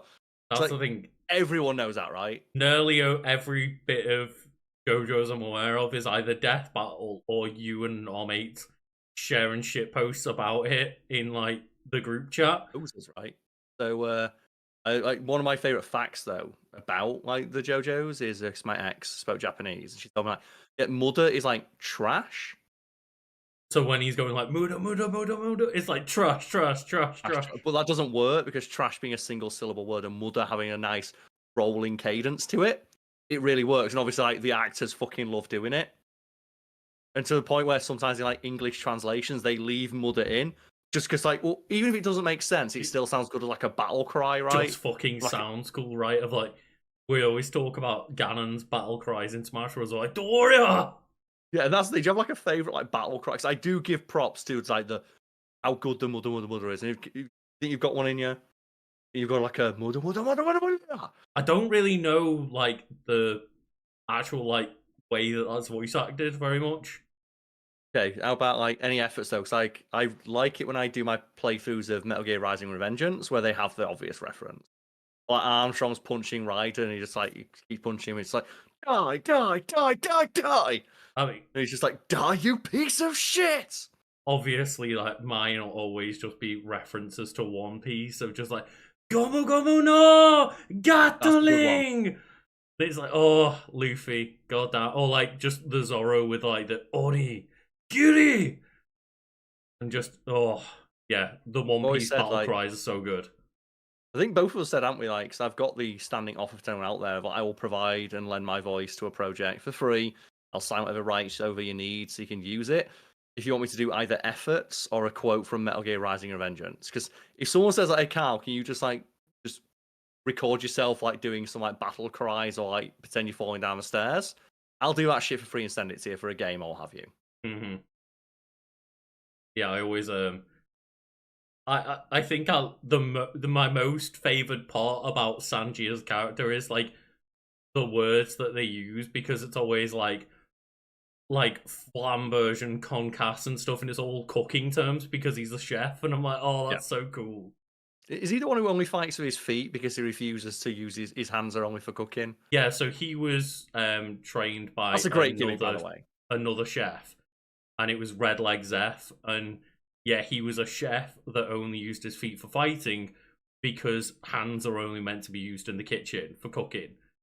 Okay. And then yeah, he was trained by that guy, so he also goes by that same like mantra.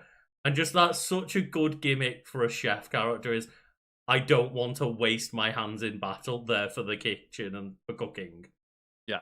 And yeah, just like battle cries and efforts. So JoJo, it's been on the list for ages. It's just when you want to do something justice. Yeah.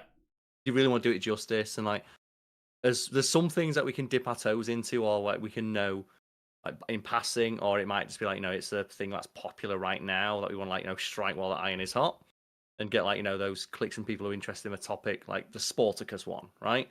I didn't go rewatch all of Lazy Town when we did the episode, but I watched a few out of context clips. But for like the JoJo's Bizarre Adventure one, I'd of course want to like familiarize myself fully with the series because I understand how passionate the fan base is and how important the series is. Yeah, for sure. And like kind of why I've backed off talking about One Piece a little bit because, like, as much as I want to talk about One Piece, I want to delve into stuff, and like it's such a dense world, and it's such a long series that Karl is like so out of context. So it's difficult to like try and translate that passion when Karl's just like, I have no idea. This all sounds so fucking weird, and it's the same with JoJo. There's so much that like, as you say, we'd want to do it justice, and I've watched episode 1. That's all I've seen.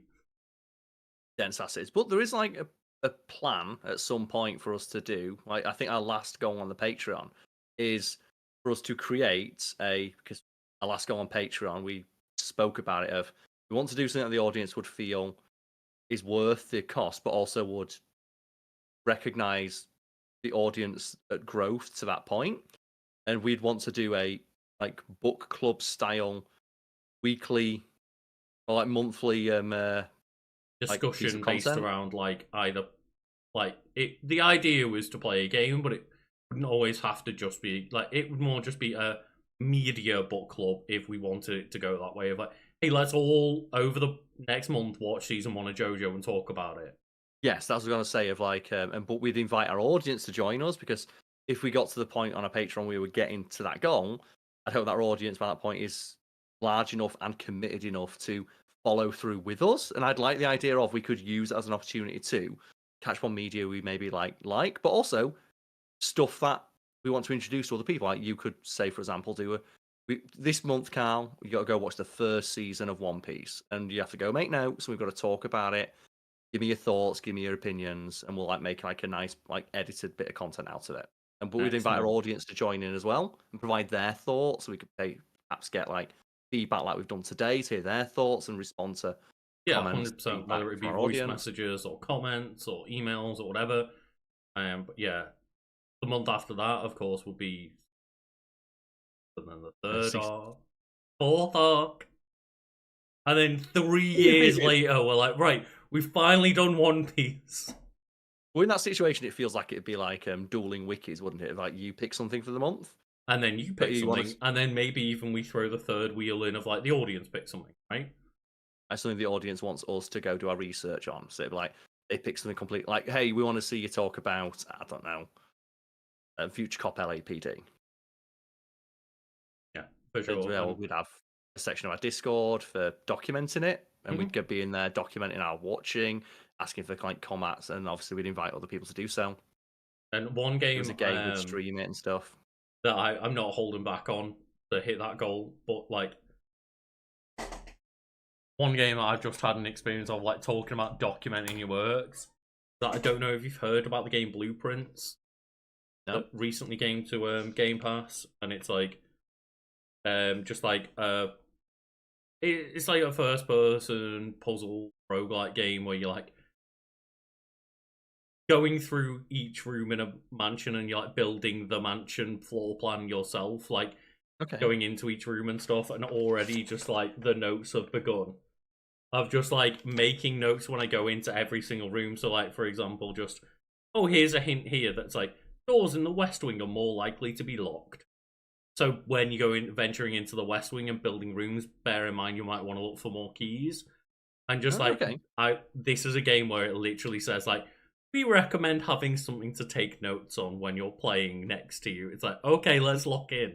That's the kind of thing that you would like to, promote to more people, and also just have the audience and the platform to discuss it at length. And also as I say, I didn't, based off the reviews being so glowing, I didn't want to like wait God knows how long for us to reach that goal for that to be a game to do that with. But that's the kind of experience I'd love to have of sitting there playing through a game, keeping notes, keeping people updated, like having that community discussion. And well, yeah, it'd be a joint thing as well, wouldn't it? Of like, as I said, we'd no doubt have a section of our Discord where we'd be like, hey, folks at home, if you're playing along with this thing, and something we discussed that's not mentioned on the Patreon, but we want you to do is say if the thing for that month is, hey, we're going to play the new Doom game, we would organise to give away a copy of Doom to a member of the audience so that they could also join in. And obviously, we can't provide codes for like an unlimited amount of people, but it would be a fun little like, lottery to do alongside that every month, right? Yeah, so if, like, say, for example, we review like the first season of like One Piece or something like that, we would figure out a way to allow the person who wins like the draw to access it. So it's like, hey, we'll pay Send them for like, some money to the equivalent of like a month's worth of a Crunchyroll subscription, like well, that, yeah, depending and like on some like location, etc. and like some swag or something like that to make sure that the amount between months, like if one month someone gets like a full $60 game, the next one's like a $5 Netflix subscription. Of course, yes, yeah. We would always want it to be like roughly of relative value, like equivalent value, yeah. But that's something we'd like to do as well, so our audience feels like invested in it, and just encourage more people to join in and offer their thoughts and opinions. Speaking of people offering thoughts and opinions, I've just ended the poll there after a message's worth of discussion, and looks like Sabrina Carpenter is making a return to Oblivion. The world of Cyrodiil. So let's go. Yeah, so I am going to be straight after this streaming Oblivion, hoping things don't mess up entirely if I try to start a second stream as this one's ending, so we can literally go straight into it over the other. But either way, even if it's like, oh, I need to take a minute to close Streamlabs and open OBS and start, I will be almost immediately, if not like overlapping with this, streaming Oblivion over on my Twitch. And you can go I'll put the link in chat there. Yeah, I played like 3 to 4 hours last night. I had to do a reset at one point because I messed up my character build, but probably about 3 hours worth into a playthrough of Oblivion in the remaster, where I'm trying my best to roleplay as Sabrina Carpenter. Just be like looking for the flyest, most swag clothes possible. Mm-hmm. You're just out there looking for the perfect outfit, for the perfect song. The perfect song, the perfect outfit, and the perfect lover, Karl. There we go. I'm not very familiar with Sabrina C, so as far as I'm aware in like pop culture osmosis, that about nails it, right? Well, it's that joke, isn't it? Like, she was a Disney like channel star, and then she rebranded as like, I'm tiny, I like having sex. Yeah, basically. It's like, you go, girl. Hell, goddamn, yeah. But yeah, do you have another bit of feedback? Yes, we have a message on here to get through. Hi, Karl and Lucas. My name's Jerry. I'm about to turn 20, but I've been listening to you guys since I was a shitty little teenager. First off, I just want to say thank you for the amazing content you guys have put out, and especially for your integrity. It's really been a great role model for me as I've grown up, and it's helped me become the person I am today.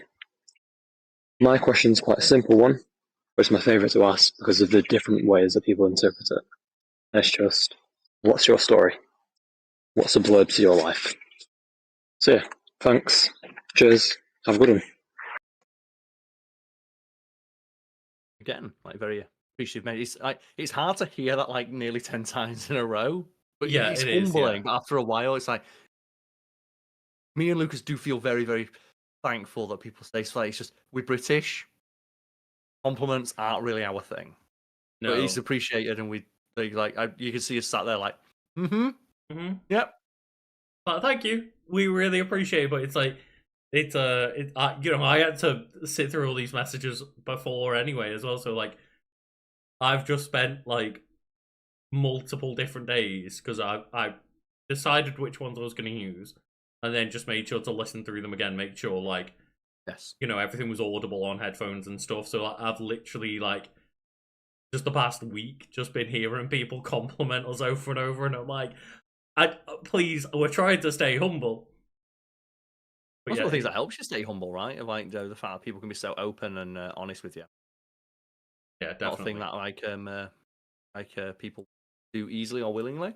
And I think it's one of those things that at first, like, we kind of had discussions with certain members of the community or certain friends or certain like, just everyone that we've talked about, like, friends, family, things like this, like, of why we're so adamant about making a point about certain things, like trying to have a level of integrity and trying to have a level of like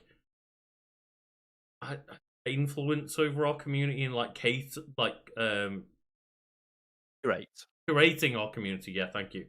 Of like making sure that we are a bit more outspoken about the things that we do, and just people might question why, but I think after years of that effort, messages like this coming through kind of show the reason why we had that mentality in the first place. And obviously you were making content before me and helped instill that kind of mentality as well, but I agreed with the ideas that you were going forward with.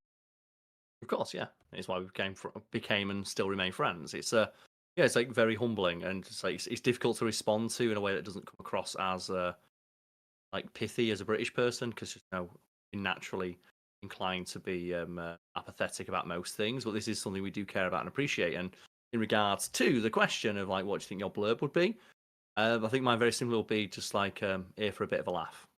If it was written like in anticipation of the rest of my life. Mm-hmm. Or if it was written to sum up my life, I'd hope it was he had fun. Third, yeah, nice and simple. And all I'd want, so all that I care from life, that I had fun. Yeah, I think I've struggled with that a lot over the years. I during my teenage years became like a very kind of stubborn, angry, negative person. Which is difficult to get out of. Like it's difficult to get out of, and a lot of that was like I went to an all-boys school. I was short, ginger, chubby, had glasses. I was like the triple threat. Yeah, and I was one of the biggest, easiest targets to like mock in terms of like a target for bullies, right? And like I was a bit alternative, a bit of a nerd, like a bit of a geek, like into things that weren't very popular for the most part, and just yeah, I kind of ended up becoming a really resentful person. Like my efforts over the years to try and break out that mentality and make sure I stay there. It's been a long, arduous, and non-ending path, but I ultimately just want my like kind of, as you say, in a similar vein, like I ultimately want to just my mark on the world to be that I at least endeavored to try and be as positive a person as I can be, and leave a positive mark rather than a negative. Yeah, like you left the world better than the place you found it. It's like walking into a room. Did you leave the room, like walking the trail on a hiking trail, right? Like leave the trail as you found it, or better. And yeah, that's ultimately like what I would like to think is just it's been rough over many different things.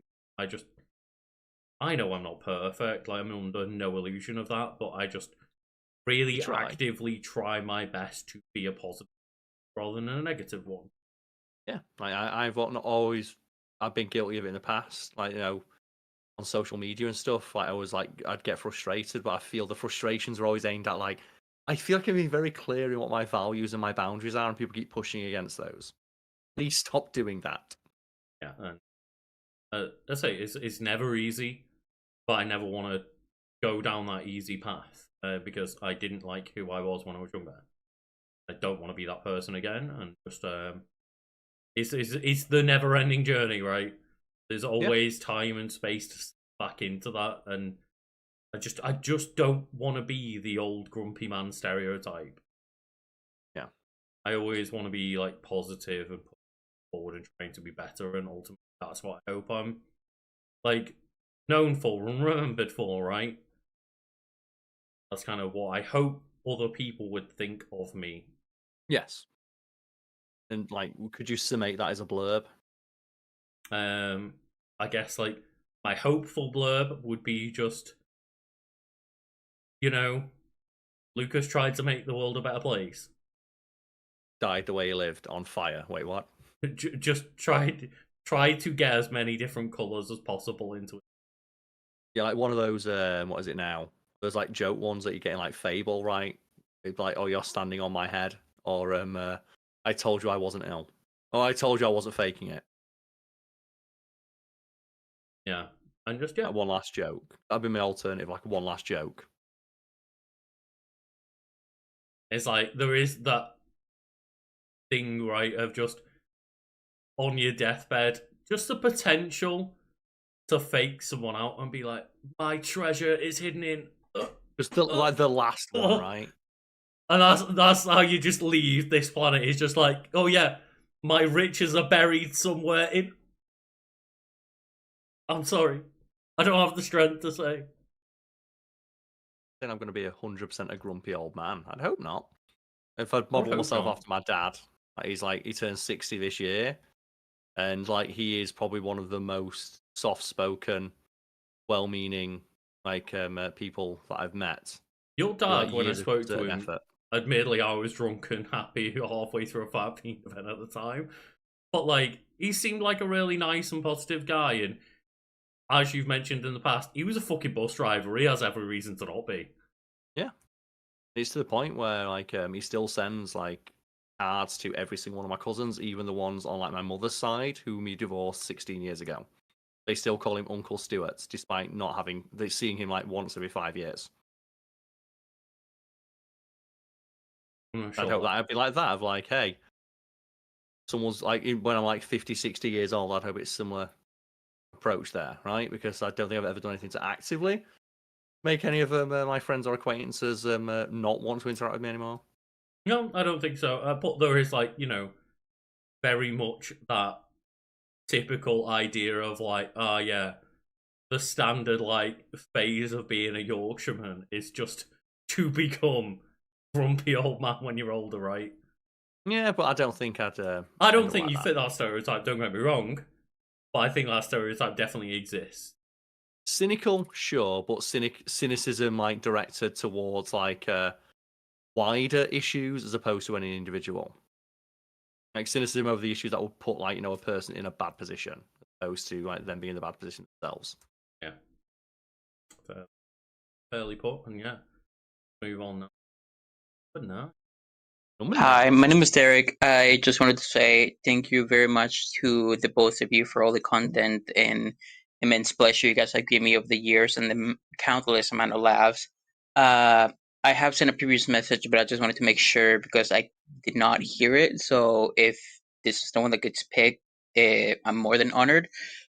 Thank you very much for the both of you for all the amazing laughs you have given me over the years and for showing me what valuing your morals over just making profit can be, because that's been one of my big problems over the years with YouTubers and content creators and all the sort. So I just wanted to say I've been a follower of you guys ever since Fat Fiend had about like 5 to 10K. So thank you very much for just having showed up randomly in my life.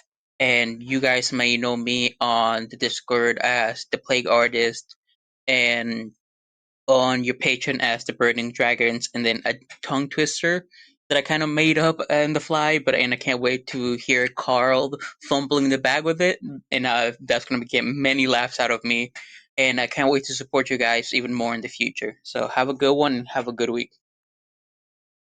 Thanks. I've yet to see this tongue twister. I So believe have I should I. be okay at it. I'm pretty good at tongue twisters. Like I said, like one of my, I used to suffer quite badly with a stutter and the inability to talk. Like the reason I have such an awkward cadence to my voice, you can probably hear it now. Is zero on it of like I'll talk and then I'll slow down and then start talking again. That's because I would like get marble mouth quite a lot. So one of the ways I do that is I mentally prepare everything I'm going to say and then mentally read from that script in my head. Right, The yeah. tongue twisters help with that. Like my favorite tongue twister of like Fuzzy Wuzzy was a bear, so Fuzzy Wuzzy was a bear. Fuzzy Wuzzy had no. It's not that I can't say it; it's that I forgot the words. Mm-hmm. So Fuzzy Wuzzy was a bear. Fuzzy Wuzzy had no hair, so Fuzzy Wuzzy wasn't Fuzzy Wuzzy. And yeah, I people may notice that like I sometimes like try to speak too quickly rather than elocute. But I had a lot of problems with kind of like mumbling when I was younger. So sometimes I fall into that where I like start tripping over as I'm trying to say every word at the same time. And then I have to remind myself, like, no, slow down. It's okay. It's not a race to read the wiki as quickly as possible.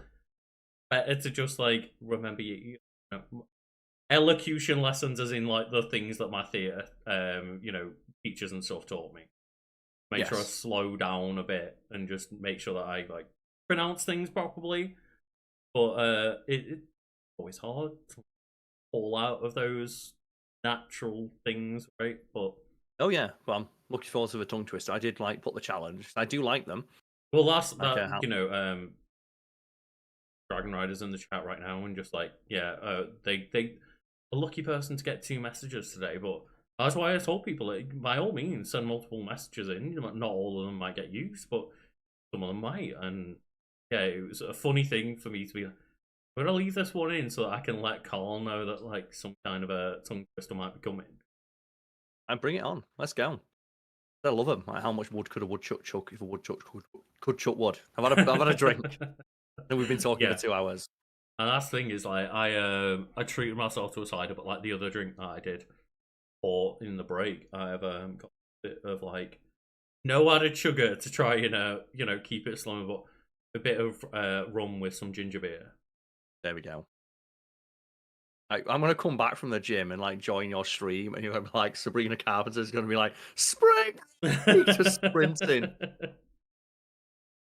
Yeah, it might get a bit wild, but and also we have having access to like, thank you. I think over 100 episodes in a playlist now. I've had 3 videos, which is cool. Yeah, we just keep putting shit in there. It's great.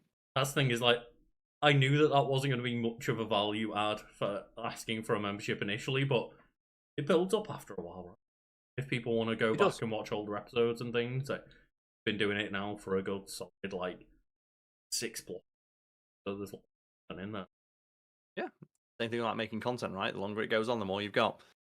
Like, I think we've all done that, right? Stumbled on, like, a YouTube channel. People, a common thread. All these messages like, hey, I stumbled on your channel randomly, or I found it a few years ago. Must be, we've all had that experience. Like, I imagine of like, you stumble on a YouTube channel and like, man, this is pretty good. Oh my god, they've been doing this for 5 years. I've got like 5 years worth of content to binge. Honestly, let's go. I had that not long ago. I think it was the end of last year. I just stumbled across quite a big YouTube channel, but I'd never heard of them. Technology Connections, and they just do a deep dive into like looking into like one piece of tech, and they'll just be like, today I'm talking about like this one specific weird quirky lamp that I like, or like how do dishwashers work and shit like this. And I'm all in because they do their research and they speak so well and they script their videos out so well, and they always bring in like physical examples and stuff to use and show things off in a really cool way. And then I was like, oh, they've got like 7 years worth of videos. Let's go. Absolutely. For me, I'm the opposite, where it's not what I find like good content. Oh, it's you're what like I find, shitty content. Brain wreck content. And I don't mean like bad YouTubers. I mean like, I'm subscribed on my personal like YouTube channel to TLC. Is that the weird like French fail compilation shit? No, that's TLC is stuff like £600 Life and stuff like that, and like 90 Day Fiance. Oh, right, that kind of bad reality TV show crap. I've been watching like some train wreck reality TV. I found that like a couple months ago of like randomly I got suggested like a supercut of like, I got a clip for an episode. Yeah, that's how they get you, right? 90 Day Fiance, and it comes up with just like hey, yeah, here's just like an hour-long supercut of the most heated arguments. And one of the things, we're going to have to talk about 90 Day Fiancé now. Because there's one, I was like reading the comments and I was howling with laughter. Where like there's this dude who's like just been dealing with this absolute nightmare of like a fiancé. He come all the way over from like Tunisia, I think. I forget his name.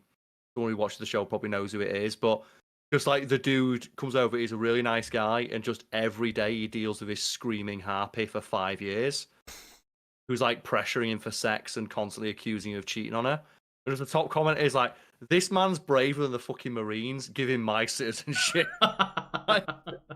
This man has dealt with the most annoying person in the world for 5 years straight. He's earned his citizenship. He clearly loves America. Dealing with this woman for so long just to get a fucking citizenship. Yeah. God damn.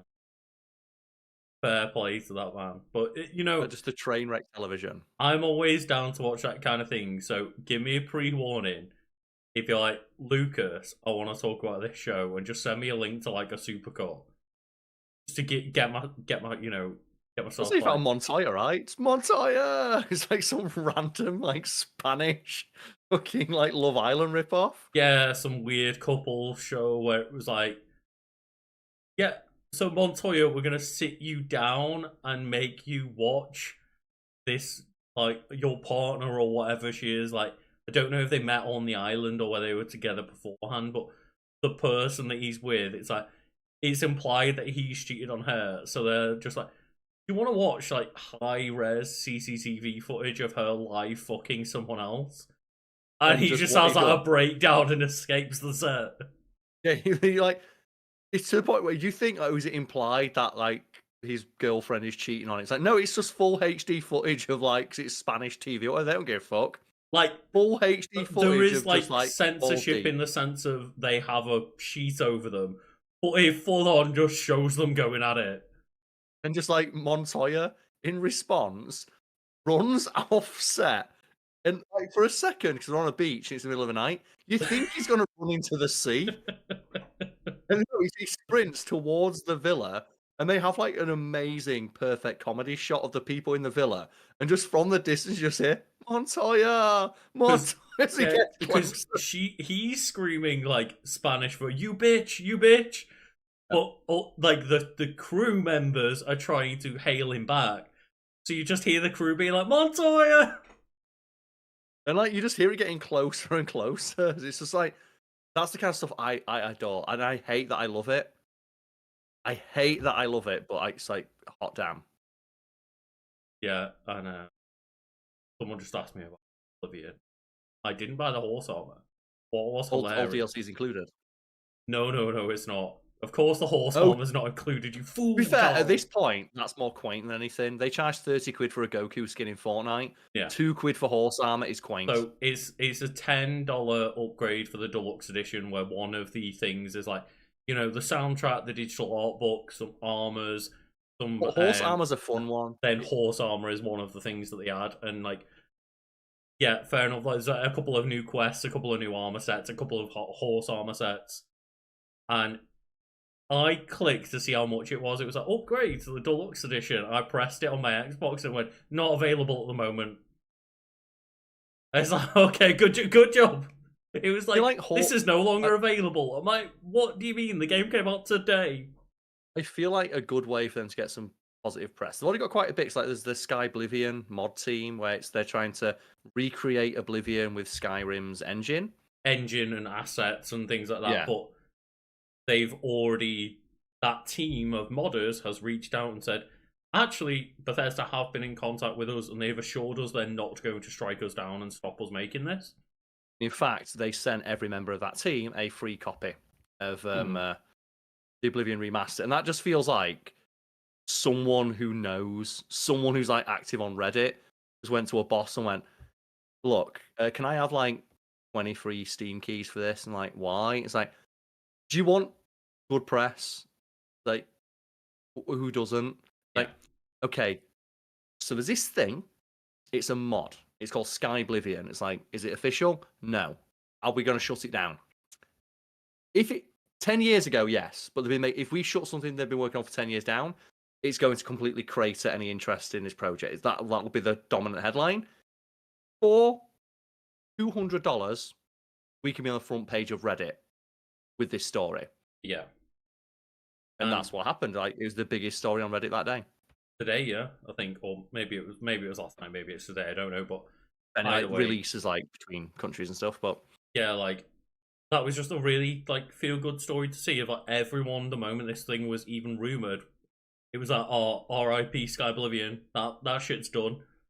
Fuck me, I guess, those people are doomed, and it's like, no. We're embracing that, and Bethesda for a long time have like tried to do a good job of embracing their community, and this is why you have a community team, right, to make sure that they're on top of the stories being feel-good stories rather than, hey, doesn't it suck that like Nintendo took down another Metroid 2 remake after a couple of years because they were re-releasing Samus Returns? Yeah, it's just a good way of like, do you want, like, for the cost of a couple $100, we're gonna get like basically like an extra bump on Steam of good reviews.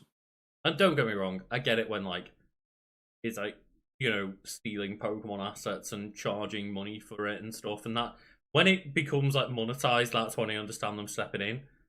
It's genuine when fan it's like, hey, enthusiasm. here's though. a free fan game, and like, actually, fuck you. That's when you don't want that shit in the news. It'd be the equivalent of us, like someone making like fan art of us, and us being like, actually, you're using our intellectual property, so can you take that down? Actually, we're taking you to court. Yeah. But speaking of taking someone to court, Karl, it's the last message. I don't know what that segue was. You don't know. Don't Someone worry. just say, We're not taking anyone to court, as far as I'm aware. oh yeah. Hey guys, love the content. Just a simple question for you guys. What's your favorite and least favorite video game controller, and if there's any stories to go with why that is? You think that's a good enough question, Dom?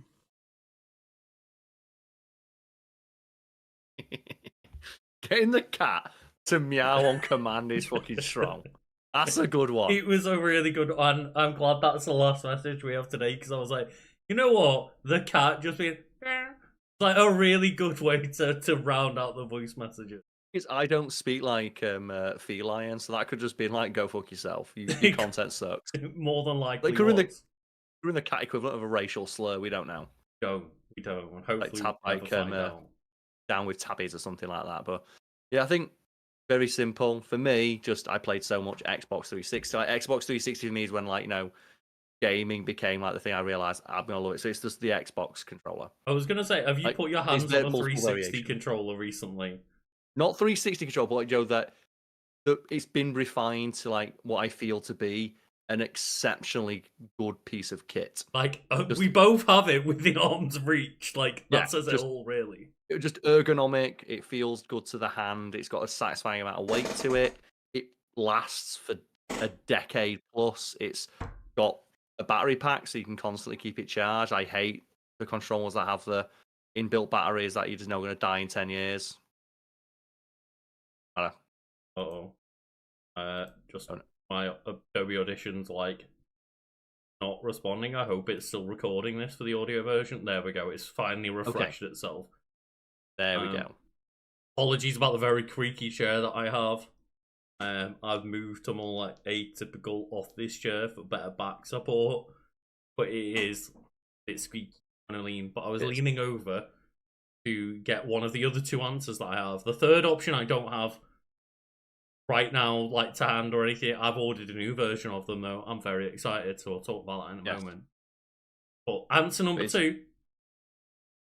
The Nintendo Switch Pro controller. I was going to say, I have not played enough with the Switch Pro controller, but when I have my hands on it to play like Smash Bros or just when I want to play like Bayonetta or like Cadence of like Hyrule or something, I'm like, it's just a really good feeling controller. Also, 50-hour battery life.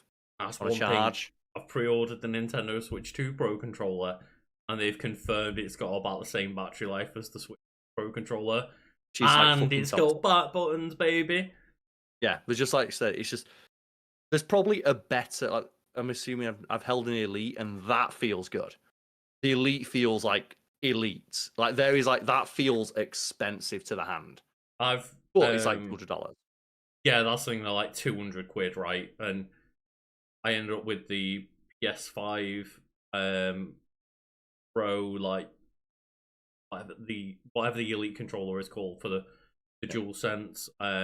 I have one of those like 30th anniversary versions of that Elite DualSense controller that came with the console bundle, and yeah, it feels good.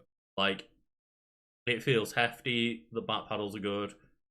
Just it's got like swappable settings and like programmable buttons and triggers that you can change the like amount that you press before the trigger and stuff. Like it feels like a premium product, and fair play. It is a premium product. It costs way more money. Yeah, and as a result, even though I think it is a better controller, quote unquote, that's my favorite controller. It's like for me, it's the difference between like what's your favorite like takeaway food. I'd probably say like just a Big Mac. I know there are nicer takeaway foods. I know there are nicer burgers out there. There's nicer things on McDonald's menu, but there's just something to be said about just a Big Mac when you're like really, really craving a Big Mac. There's something simple about it. If someone says to me like, "What's the best gaming controller?" I don't think outside the realm of a reasonable, like, range of price for a regular controller, right? Like, I don't see the premium option as an option to answer that kind of question, because it is a bespoke product, right? It's like asking someone like, oh, if someone recommends like a set of headphones or a keyboard, I would never in that situation recommend something that costs more than like 50, 60 quid, maybe a bit more depending on what the product is, because anything beyond that requires specialist knowledge of what the person wants. But if someone just said to me like, hey, what would you recommend keyboard wise, I would say every time the Logitech Special, 15 quid. But I mean, I have probably the exact same mold, but it's got a Microsoft thing on it, right? It's the basic Logitech keyboard and mouse for 15 quid. I would love go wrong. to go and buy a nice, like, awesome looking, like, £300 keyboard with really satisfying sounding switches on it and stuff. Ultimately, I would rather splurge on other things, so I don't. And if someone asked me for the advice, I wouldn't want to advise or something like that, because that's when you start spending that much money, that becomes a much more personal purchasing decision for me. Like, for example, I've used one of those like really fancy, like weighted mechanical keyboards, and it did feel fucking good. But personally for me, because I wrote for a decade on the crappiest, nastiest keyboard. Shitty little laptop, I watched you writing during like free drinks. Just, I need to crack this article out on this tiny little like clackly little keyboard. Yeah, it's more about comfort for me than it is for like ergonomic design. Like, for example, like my laptop, it's not here, it's in the other room. I write on a like 14-inch laptop, even though like my hands are too big for it, because that's what I wrote on initially. And a bigger keyboard that has a bit like keyboards for like desks are universal essentially, but laptops change. I prefer to write on that just for like pure muscle memory, because like the fact I can touch type on a 14-inch like keyboard. Yeah, so ultimately, like in terms of a controller, my recommendations would be like, these two controllers for most people, depending on whether you're playing on PC, Xbox, Switch. Like, if you like the DualSense, I would say, like, of course, the Pro controller's better. Same if you like the Xbox controller. Of course, the Elite controller's going to be better, but it's going to cost more money. But if you're just looking for a basic answer, then it's one of those two, or for more personal reasons, the GameCube pad. Yes. The GameCube pad controller. It's a great controller. It fits well in my hands. I've got a wireless one for the Switch 2 on the way. I've like played that controller since the GameCube came out. Continue to play it for the most part with Switch. And just like with Smash Bros. Sorry, not with Switch, but like, yes, it's frustrating because it doesn't have the equivalent of L1 button, and now the Switch 2 version is going to have a button that's like this big on like what should be an actual bumper button. It's not going to have a proper bumper button, but there is something to be said about just the ergonomics of that controller and the big A button in the middle and the triggers. It really is 100% because I mostly played Smash Bros. On every Nintendo console. But the GameCube pad feels like it was made for Smash Bros. Made for Smash Bros, yeah. I think you're really underselling the single left Joy-Con here, but the Karl uses to style on people and be like, no, I'm going to play with the shit controller option. Yeah, that's not a joke, by the way. I play the single left Joy-Con without the attachment. And also at this point, it's got really bad drift on it, Karl. Yeah, I play Ryu. I play an input character. It's I remember picking up that Joy-Con to like, I think we were playing Mario Party, and I was like, let me just sync up Joy-Cons and stuff. I was like, Karl, what the fuck is happening with this Joy-Con? And why are you still playing with it? Yeah, why? For style. And then, like, I guess leading on to like worst controller. Of course, like there's the Jaguar and the Odyssey. I never use those. And I'm gonna go in a similar vein here of like I think the worst controller, just in terms of the fact that it was the standard and it fucking sucked and should have been better, is the PS3 controller. Oh, that's a pile of wank. On paper, like the Odyssey and Jaguar controllers were worse, but the fact that the PS3 controller cost like £80 and felt as cheap and shitty and poor quality as it did, in And spite of that price, is diabolical. Every single decision they made to change the DualShock 2 to the 6-axis / DualShock 3, they made everything worse. It's probably one of the worst feeling controllers, just because you know how much it costs. For such a successful console as well, they never made a good version of the DualShock 3. Exactly, and that's the thing. Like, that's why I think just overall it's more disappointing. It's like those shitty, crappy like controllers for those basically experiments when they didn't really have like the idea of what a games controller should look like. By the PS3 era, they had that shit on lock. They knew what the controller should look like. It was a mold for a PS2 controller, but with worse parts put in the mold. Like the dual sticks were the wrong way round. I can't remember concave, convex. I think like your fingers slipped off the sticks all the time. The rubber became detached from the stick really quickly and deteriorated really quickly. The triggers, your fingers slid off the triggers all of the time. Like, it was made in like some kind of anti-ergonomic factory. Like, the start and select buttons were press. Like really sharp and crap rubber, and they'd fall out of their thing. It had a proprietary charging cable, so if you lost that or like misplaced it, you couldn't charge it. The battery life was fucking terrible. It was all like mini USB because that's what Sony were using for their products at the time, and had 6-axis built in, which you couldn't turn off. You could only deactivate in the game. So occasionally you'd be playing a game like lying sideways or put your controller down, and your game would fucking flip the fuck out. It ruined like just simple UIs for games. Like, I remember how many times in playing Grand Theft Auto 4 on a PlayStation 3, scrolling up to like, you know, access like the menu, and you'd collect the 6-axis tutorial every fucking time. Yeah, I have a vendetta against that controller. Didn't I say there's worse controllers, no doubt, but just for how much it costs and for the legacy of the console and the company, how mainstream and big that controller was on its third iteration. Like, there's already been a DualShock 1 and 2, and yet somehow they made DualShock 3 worse in every way. Not to mention as well, if you compare the jump from the DualShock 2 to the DualShock 3 to like the Xbox Duke to the 360, and how fucking like that jump in quality from the Duke. I don't mind the Duke. I like the Duke. I don't mind the like small version of the Xbox controller, but like I played with the Duke when I played Halo for the first time and was like, oh, this thing's giant. And bear in mind, I was also probably about 12 at the time, so my hands were even smaller than they are now.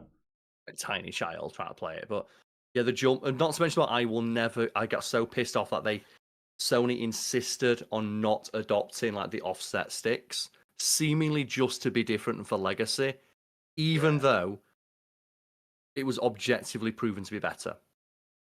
Yeah, like the offset sticks make sense for the majority of popular games now.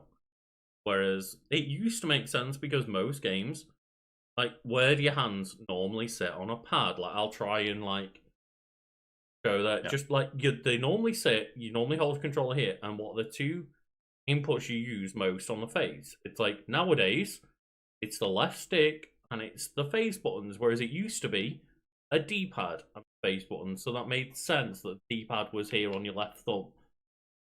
But you didn't require that finer movement, right? Like most things only had like 8-way movement anyway. But nowadays, when like most things are controlled primarily through the left stick, you want that to be where your thumb rests naturally.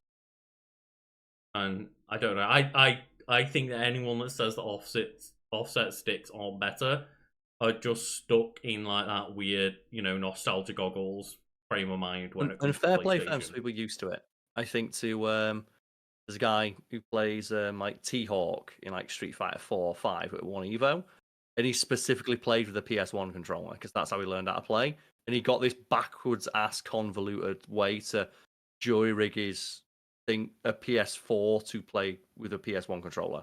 And also, you know, there's validity to that, where in a fighting game, a lot of fighting games, you want to be using the D-pad more than you do the stick, depending on the game. Like, instant access to the cardinal directions, which can sometimes not be easy, or you might get like when you're rolling your thumb to try and go like you want to put input or right input in a fighting game where where diagonal input can sometimes cause like a different move entirely. You might accidentally get a diagonal if you're like ever so slightly off or there's drift. You don't get that when you have just the 4 cardinal inputs. I do think that currently the PlayStation has the worst D-pad out of the 3 main console. Not to mention as well, it's got the worst sticks because the sticks on my PS5 squeak every time I play Call of Duty. And when I play Call of Duty, I get the every time I try and pull the trigger, and I think I need to put some like isopropyl alcohol in there to get some DW40 in there. But yeah, like I like this D-pad where it's just the Nintendo Cross, and it's not perfect on the original Switch Pro models, but I've never had a problem with it. I got one a bit later down the line, and then I actually think that the design on the Xbox One is really ingenious. With like they took a couple of iterations to get there, but I do think they found a really nice balance of a D-pad and a circle in there. Yep, it has like the 4 cardinal directions are easy enough to reach like on instinct, but you can also roll it. You can also roll your thumb. That's the thing as well, comfortably. Because a regular D-pad, like playing like Street Fighter and trying to do like Dragon Punch inputs or a Hadouken, sometimes rolling your thumb across like when you play like a SNES controller, right? You try and play Street Fighter and you've got to roll your thumb across like the hard, unforgiving buttons over and over again. I do think that it's probably the fighting game community can be credited for that iteration of the Xbox D-pad being so good, because just as you say, rolling your inputs around on a D-pad can be so difficult or just tough on your fingers at times, and like they've figured out a way to have like a D-pad that works, also one that works for like 2D fighters, so you can do like you do the inputs and stuff easily. Or you could just be like me and I switch between on the fly. So when I do as well, depending on the input. Yeah, I'm a Tekken player. So when I play Tekken, I play with the claw, the classic Tekken claw, which is like D-pad and fingers on like the things. I don't like use the sticks or anything, or the triggers and bumpers. The bumpers for like some people put them as like grab or double inputs. I always do the claw, but some characters and movements I have to switch back, and I do that on instinctually on the fly. So sometimes we'll use the claw, other times the other one. See, like I know that if I'm playing on like Smash Bros, for example, depending on what inputs I want to do for like Ryu and Ken, some of them I do on the D-pad and some of them I do on the stick, depending on which motion it is. As well, like for like really important reasons, like when I'm playing Mortal Kombat or something, you got to use the D-pad for the teabags because you can like input down faster. True, you can turbo teabag better with the D-pad, yeah. You can teabag better on it, and that's like that's part of this game. You need the mind games. Well, I will say you can foxtrot faster using a Switch control. I can't seem to foxtrot as good as I can with a Joy-Con as I can with a Pro controller, because there's just maybe I need to adjust the dead zones on it. But when I play on a Switch controller, if you remember when I play like Lucario or something, it's like it's not as fast on a Switch Pro controller because the dead zones are a bit like more like precise. Right. Yeah. I think they apparently have not got Hall effect sticks in the Switch too, but apparently from what I've seen of few previews, I am led to believe that the sticks are even to the new control. I'm gonna be fucking I'm gonna be foxtrotting like no one's business. I remember I had an entire game against our mutual friend where I played Lucario and I never jumped once. I didn't need to jump once because of how fucking buttery smooth, just like Lucario. So, because like, he makes the really soft sliding noise and he slides the entire match. Like, now he's playing fucking Dragon Ball. He just couldn't touch me. He went, I don't want to play if you're going to keep playing like that because I literally can't catch your character because you're so fast. Gotta get good. It's just like wave dashing, right? Of like the moment you figure out how to do it, your character's fucking unstoppable. Like in Tekken, like when you learn that Korean wave dash, and your character goes from like to. It's when I started getting into competitive Smash Bros. Melee, and learning how to wave dash, it's like new fear unlocked. Just wave dashing everywhere. It's just when you get really good at it and you realize how fucking ridiculous it is. Oh yeah. And that's getting into the weed of things. And yeah, current chat just mentions like the 8-bit do controllers.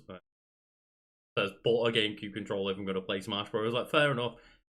I always agree with the GameCube controller for Smash. I have tried to nearly always do it. Occasionally, I'll be lazy and bring my Smash Bros. Controller, my Pro controller, instead of like my GameCube controller, because it's just a bit easier to just.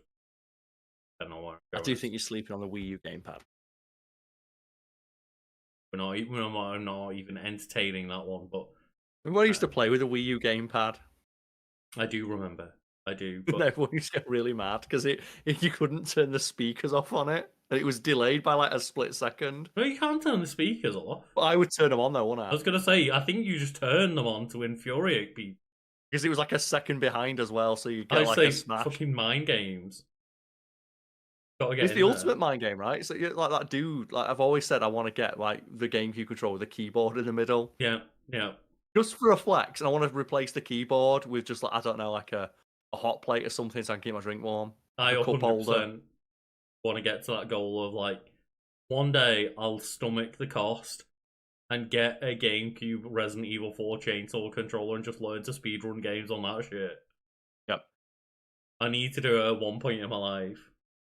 But yeah, 8-bit do is a good shout. I've heard a lot of good things about a lot of their Pro pads and stuff, and I think they're all good, like, reasonable prices as well. I think 8-bit do is, like, never too, like, inflated in terms of pricing and stuff from what I've seen. I think you've got, like... quite reasonable. I've got a couple, just for, like, spare controllers if people want to, like, play like Smash Bros or something. One of your controllers that you flexed on even harder with was an 8-bit do controller, right? Of, like, you picked... Yeah. It's the one that's the size of my thumb.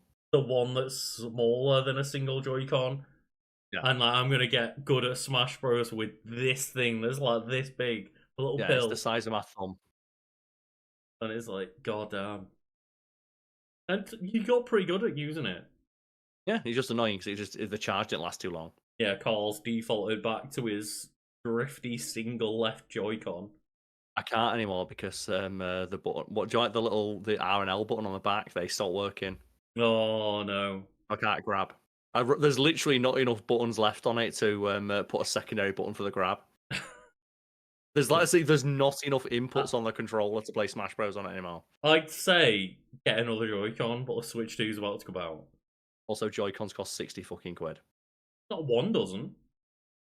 But you need to get a pair. Either way. Get one. One on its own. Go like CX or something. Get a left Joy-Con for like 30 quid. Either way. I'm like, good times. Good times indeed. And I hope people have enjoyed this episode of the Wiki podcast. Yeah, no, I have. Yeah, I have it as well. And yes, like, it's time for me to do my best to lead straight from this into an Oblivion stream. Yes, so what I'll do is I will post. This is the link to Lucas's Twitch stream. If anyone wants to go over there, like give it a follow, give it a wait, like in the next like 5-10 minutes, like not even that, like you're going to be on there. I'm live. Literally, if you want to like do a quick Q&A with people on here. Okay. You're going to jump out of this call then, yeah? I should stop recording now. I'm going to stay in the call and mute myself because it'll mess up the layout. Okay. So what I'll do is I'll just like disappear as I get things set up for a minute, and then like I need to just like run the toilet and that, and then I will get all that set up while people ask you some questions and all that jazz. Okay. And then I'll go straight into an Oblivion stream, so it won't be long. But yeah, I'll, no problem. Just then not I can want just to stop mess recording up now. the Yes. layout and stuff, and we can stop recording now for the audio version. I hope everyone has a lovely day and review on audio podcast services if you feel like we've earned it as well. Thank you very much. Cheers, everybody.